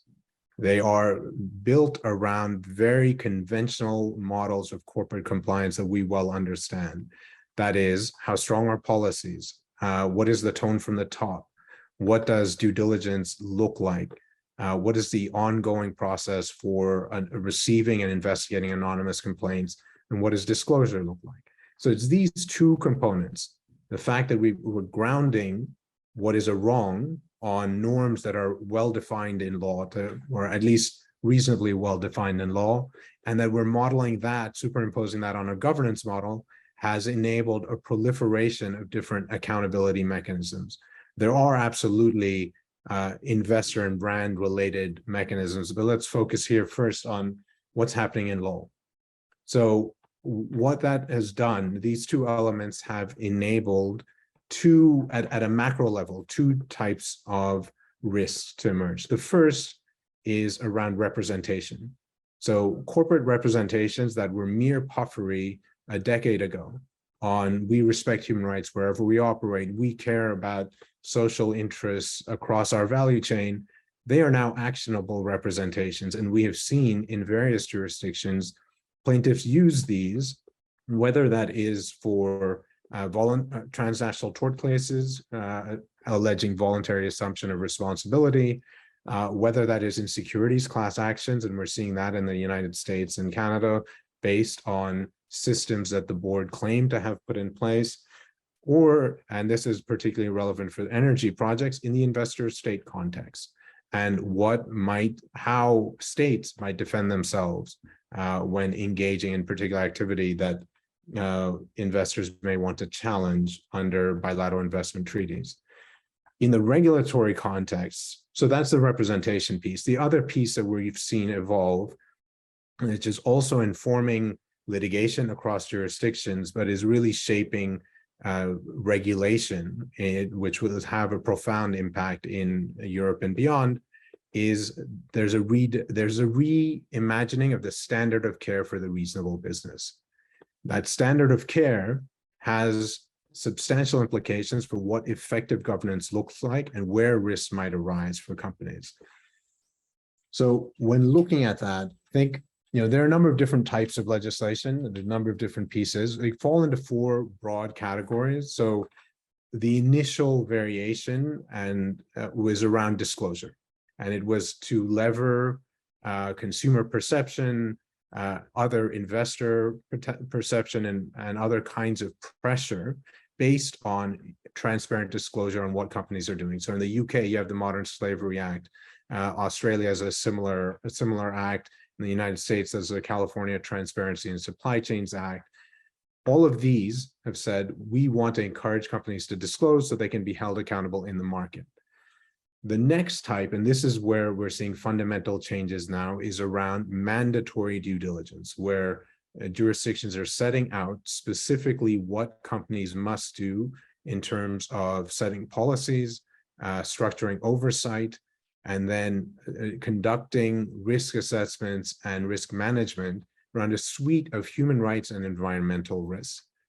And we've seen a draft directive at the European Commission level. Germany and Norway passed acts last year mandating this, with certain similar changes are being considered now in the UK and in Canada. So that's the most demanding form of this legislation. Then we're seeing in parallel sanctions regimes. So in the United States, the Uyghur Forced Labor Prevention Act, or Customs and Border Patrol's authority under the US Tariff Act to exclude or seize goods that have been made with forced or forced child labor. The European Commission announced a similar approach in Europe when it comes to goods made with forced labor. So the sanctions regime is a third one, and the last are these oversight mechanisms that certain countries are passing that would enable administrative or quasi-administrative bodies to investigate complaints by basically anyone, an NGO anywhere in the world, about a company's operations or value chain anywhere upstream or down. And what this suite, this web, and so all of that lives in parallel to and actually informs to a great extent what's happening with litigation in different jurisdictions. Now, what this web of emerging expectations means at a governance level, it's really there's 6 key trends that companies need to be thinking about, and this is particularly germane to the energy sector, but far beyond as well. The first is that you can no longer silo S risks from other risks. So in terms of expectations, environmental and social risks are frequently now being packaged together. The governance needs to be one, and frequently companies over time have built parallel compliance mechanisms and structures. That's no longer tenable, partly because you have to think about environmental risks through a social lens, but partly because there's an expectation of embedding all of this risk management within enterprise risk management systems. So the siloing process is quite dangerous. The second is that when we're thinking about relevant risks, we're not just thinking about the supply chain or even just one tier of the supply chain. We are thinking about the entire value chain. That's from corporate responsibility would extend to addressing risks within reason from the first tier supplier, the ore, all the way down to the end user, the customer. And we've seen this in litigation, and particularly against Shell recently, when we think about climate litigation in the Netherlands that used human rights standards, but to think about Shell's responsibility as a reasonable business all the way through to the end use of its products. The third key element for governance is this concept of double materiality or salience. That is, it's no longer sufficient for a company to prioritize risk solely based on what matters to share value or to the reasonable investor. Rather, it is incumbent on companies to think about risk also through the lens of risk to stakeholders. How severe is the likely impact on stakeholders, whether that's workers or communities or customers, and then how many would it likely affect, and how likely is that effect to materialize. And then the 3 that are implications that are particularly germane for lawyers. And the first is that knowledge may create responsibility. And we are seeing that while there's a drive to encourage companies to implement best-in-class due diligence that reaches across their value chain, built into those expectations are certain perverse incentives. And that is, the more you know, the more liability you may create, including for directors and officers. The second of these legal implications is that there's substantial uncertainty. I talked about human rights being the lens through which these risks can be disaggregated. Human rights norms have been developed as regard to states. So certain laws, such as Germany's, have taken time to redefine them as against private actors. Others have not. And so it would be incumbent on counsel and incumbent on companies when building their systems to develop definitions that can be defensible to try to tame the uncertainty.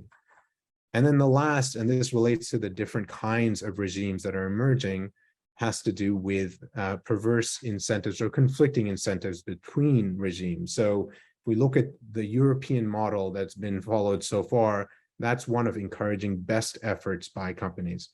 We know you're going to have problems. We know there will be impacts. What we want to see is that you're doing your very best to identify and address them and tell the world honestly about them.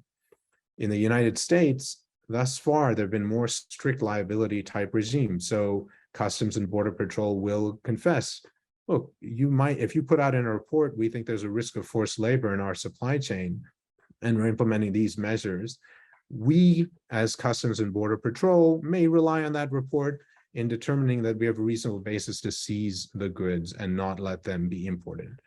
What that means is, at the end of the day, right now, while legislators aren't figuring this out, it's incumbent on effective governance designers and counsel to think through how these expectations intersect and navigate the expectations of different jurisdictions, because at the moment, there is no harmonization of those expectations. And frankly, we might see a little more splintering in those incentives. So that's the 5-minute overview of a vast universe, but I'm happy to come back to it when we start talking about practical strategy. Thank you so much, Yusuf. It was really interesting. So I believe now that it has become quite clear the importance of giving, the due and adequate weight to the social aspects of any project. A hard reality is that what is not measured cannot be managed and cannot be improved. So that leaves us with the matter of metrics and disclosure. And with that, I will hand the ball over to Lawrence, who at DRD Partnership works on this. Thank you. Great, and thank you very much. I will try and keep to about 5 minutes. I trained in the city as an investment analyst for a large fund. Career meandered on. I ended up in-house at one of the largest UK PLCs, where we launched probably the UK's first sustainability program. Today, I run a crisis and litigation firm in London, which has a standalone ESG team. We're brilliantly ranked #1 by Chambers in all of our practice areas, which is a delight. So thank you, Chambers. When we look at ESG, we tend to really, first of all, concur that it's a massively huge area. But where are we working? We work on 2 areas. We help our clients, large multinational corporates, compile sustainability reports, ESG reports, impact reports. So we are working with the in-house teams in terms of what are we going to say, what data can we collect, how are we going to narrate this story. On the other side of it, we work on the litigation side, bringing claims against corporates, typically at the moment around greenwashing, which is very much an S issue under labeling. And I think you're seeing in the UK a lot of action in regulators looking at what's being told to consumers on product labels, on websites, on disclosures, and whether that opens them up. So I think when I think around ESG, what is driving this movement? It's partly driven by a need to satisfy reporting requirements and regulatory demands. It's partly driven by the need to meet stakeholder demands, whether those are your investors, employees, suppliers, or customers. And often it's driven by a very heartfelt belief at the top of the company that they are driving their business in a better direction and seeking to create a truly sustainable business for the future. And I think this idea of future-proofing businesses is ultimately part of what ESG is all about. It's not an act in itself, and a truly sustainable business is one that should be attractive to investors and customers and suppliers because it's anticipated the risks it may face and put in place measures to mitigate those.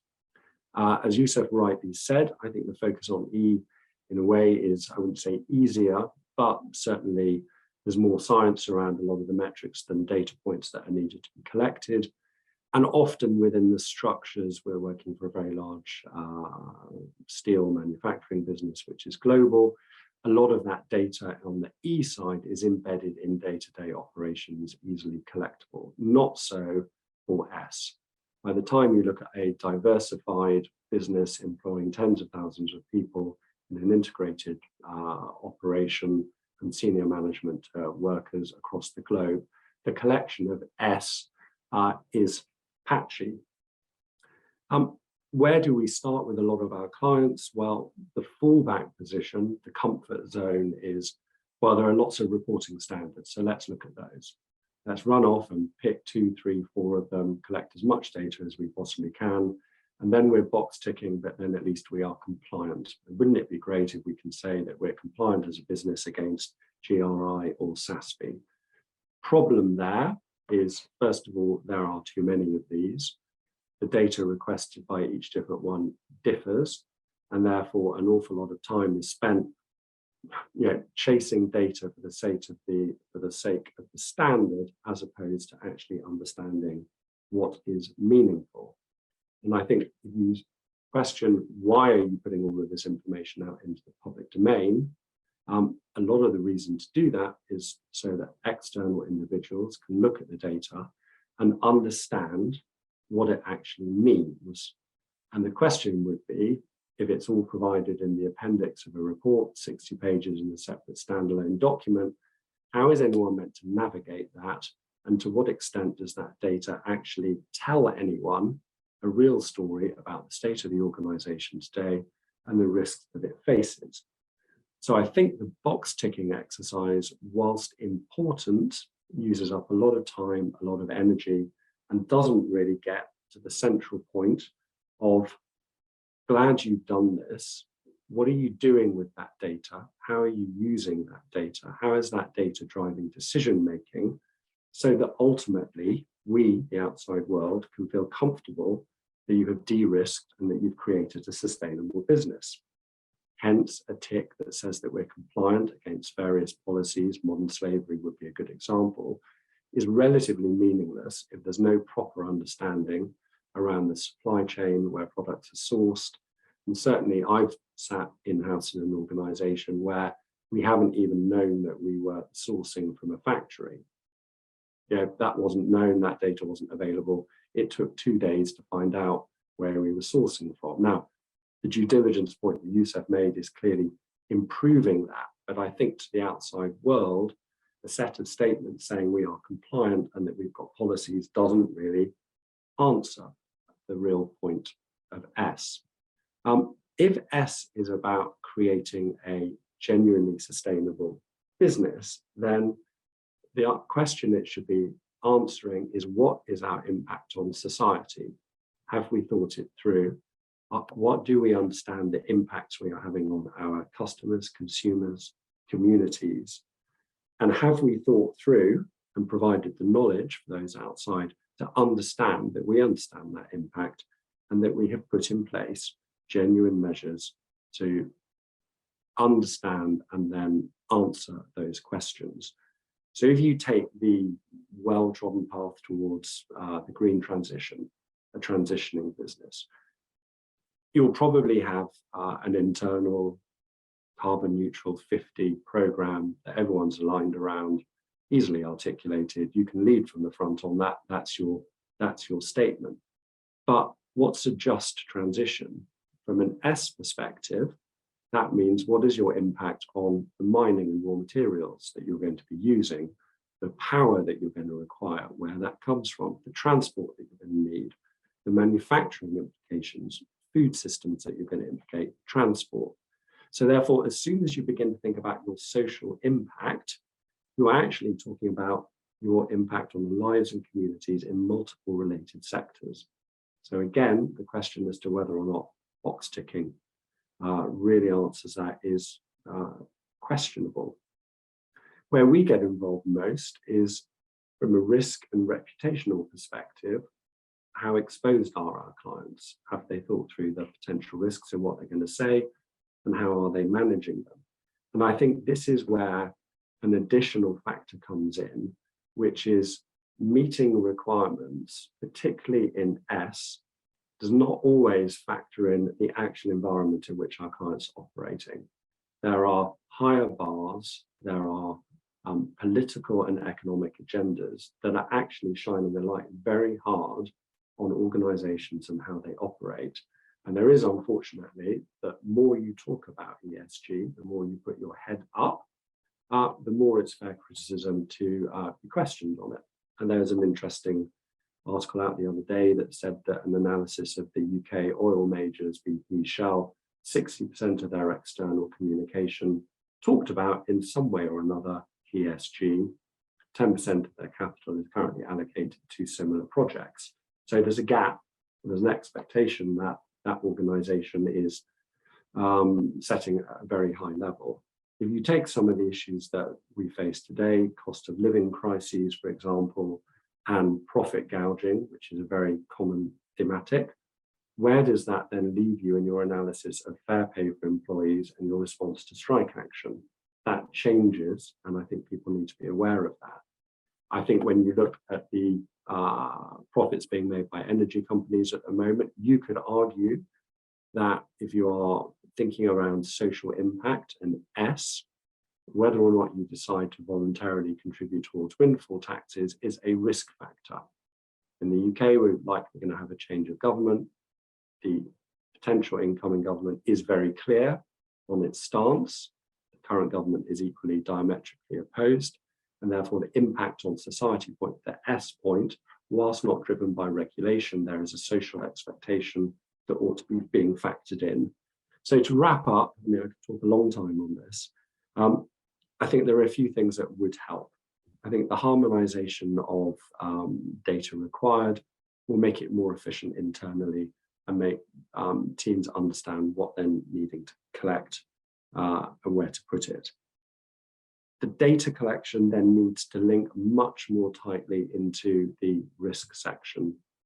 The risk section then needs to not just highlight the risks, but talk around what is actually being done to mitigate those, which therefore leads into the strategy section, arguably not solely in the sustainability report. Finally, as Yusa said, it's got to show that it is bolted in under G so that there's correct oversight and investors can feel that this is a matter being taken seriously. And I'll stop.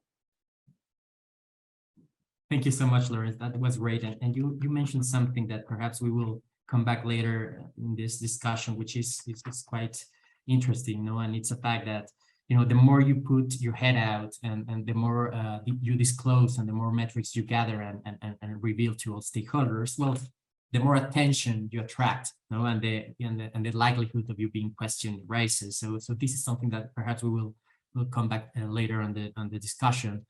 So building on what we've discussed so far, and returning to the subject matter of this seminar, which is energy and sustainability, we usually talk of all the environmental and climate benefits that, for instance, renewable energy projects bring. But this also steals the focus on the S factor of how usually these projects also impact the lives of communities. And Joao at PLMJ has quite some mileage in streamlining this kind of projects into development. We'll have a very interesting take on this matter, and perhaps you could give us your view on this aspect, Joao. Thank you so much. Thank you, Carlos, and thank you to Chambers for the invitation. Yes, I will address how, in my activity of lawyer leading energy, part of the firm that has been advising on the deployment of renewable projects, I have come across the conclusion that engaging more closely with the communities and with ultimately the S factor may help us also achieve our environmental goals. So first of all, when we think about ESG, the focus is on the E typically, and that's probably because it entails challenging the biggest problem of our times, which is climate change. We need to fight it. We need to fight it urgently. Our goal in Europe and across the world is to get to net zero in less than 20 years. There is consensus that the greatest part of the effort needs to be done in this very decade. We are already late. So the climate action tracker mentions that even the more ambitious countries have been lagging behind their own goals. And to use the example of Portugal, so we have great installed power of hydro and of wind, but in terms of solar, a key source of energy, we are still only 2 gigawatts sized, and we need to achieve at least, and this number will increase significantly due to the latest goals, at least 9 gigawatts in 2030. So we have a big challenge ahead. It seems easy to license renewable energy projects, but it is not. It is not something you can just dictate centrally by the government, because you need to account for a number of things that are hurdles to your projects. I would highlight 3. So this is a complex task, a hard task to deploy renewables by environmental, zoning, and also social reasons. So the perfect spot for a renewable energy project does not exist. All locations have their own constraints. And we are still at the beginning. Challenge will increase when the sizes of the projects increase, and this is already happening, and with the increase of the capacity already deployed itself. And we are already seeing something, and this is the third point, which is very dangerous, which is a very strict, pronounced NIMBY effect in terms of deployment of solar. As a lawyer, I already witnessed some projects just receiving straight no's from the municipalities. So we don't want the projects. We don't license. We changed zoning rules and we don't allow for those projects in the locations that you are seeking. Communities sometimes already also revolt and do not support the projects. They actually can file for injunctions and create all amounts of hurdles for the projects. And this is why there is a perception that these projects occupy a lot of space, compete with other uses, farming, forestry. There is little payback foreseen, perceived to the communities. So the communities look at this and say, okay, other than the landlords that receive a rent, they don't receive anything because of these projects. Little job creation after operation, the value of electricity is not appropriated by us. And on top of this, we have land and environmental changes. So why would I accept these types of projects? And I believe that the paradox that I think some people have already understood is that a key thing to solving these issues may be to get more attention to the S factor of the ESG, to the community engagement, to the consideration of communities as relevant stakeholders in the project, their legitimate concerns, which may be different community to community. It needs to be an interactive process.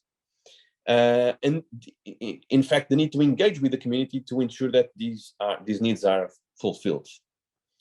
And I would highlight three things here as well.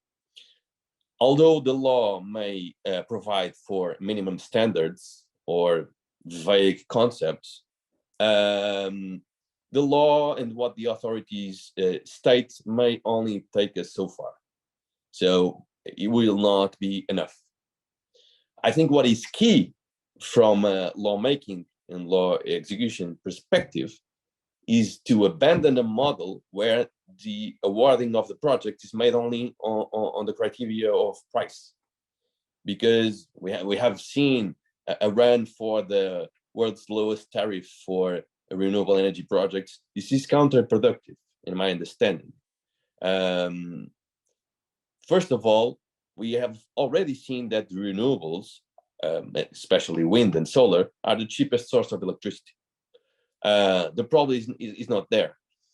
Does not make a big difference if we have a tariff of 10 or 30 euros per megawatt hour. If when we need gas or other fossil fuels, this price in an ordinary time will at least triple. So what we need is to create incentives for the fast deployment of projects, and low tariffs does not achieve this purpose. So I think the response here is also voluntary community engagement programs. There are some examples across the world, in Portugal too, the creation of trust funds to finance programs on the fields of cultural, education, scholarships, sharing electricity with the communities, fighting energy poverty, giving preference to the creation of local jobs. But what I would highlight here is the merits that these will have. I think that getting community support instead of community resistance is of great value to a project, and this will increase. Why? Because this reduces the project risks and increases its value for the developers, for the financiers, for the insurers, for the buyers, for the investors. It reduces the risk that we cannot license, of social uprise, of injunctions. Then it also differentiates the level of sustainability of a project. Nowadays, we are treating all projects as green, but some projects are greener than others in the sense that they are more sustainable than others. and stakeholders are already, some of them, evaluating these differences in terms of sustainability of the projects. At some point, they will develop matrices or common standards in order to evaluate the sustainability of the project and thus the level of value created or risk avoided.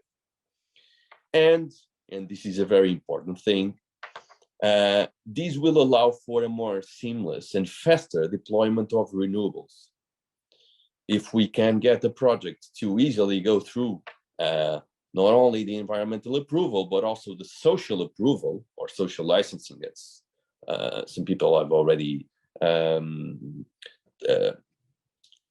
described it, this will put us closer to achieve a faster deployment of renewables, which is what's really key for us, and in order to tackle the energy prices that we are having and the need for fossil fuel sources.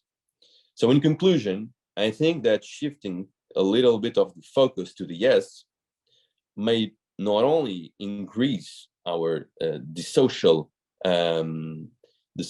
component of the projects, but also put us closer to achieve the very goals that the E entails.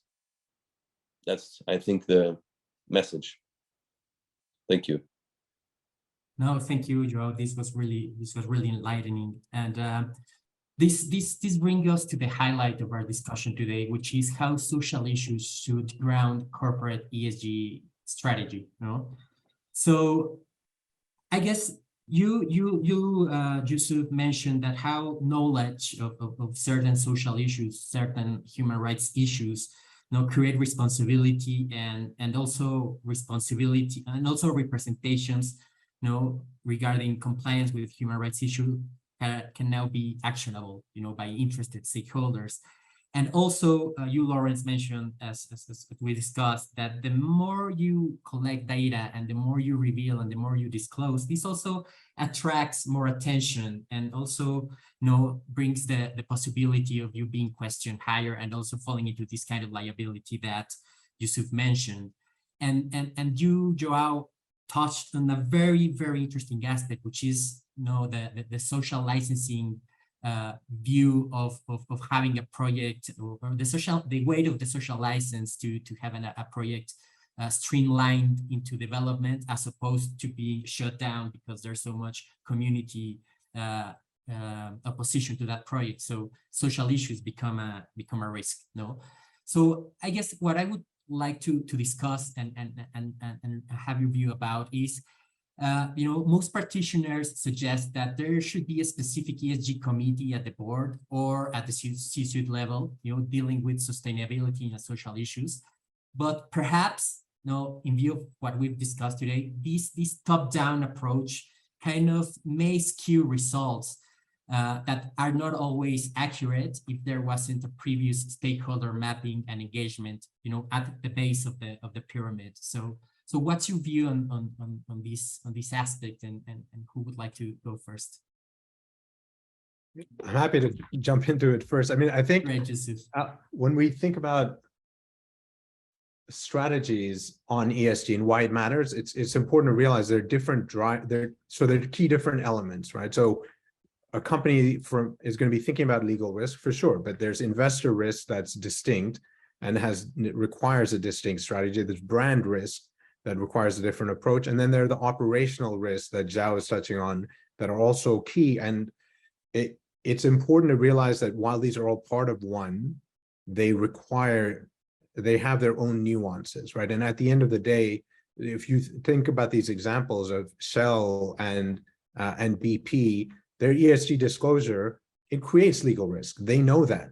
But it has various other benefits on the brand front and sometimes on the operational front and on the investor front that they're conscious of. And I think when we think about oversight, that has to animate it. So yes, it's important that there's a clear commitment and there is oversight that does lead to the top.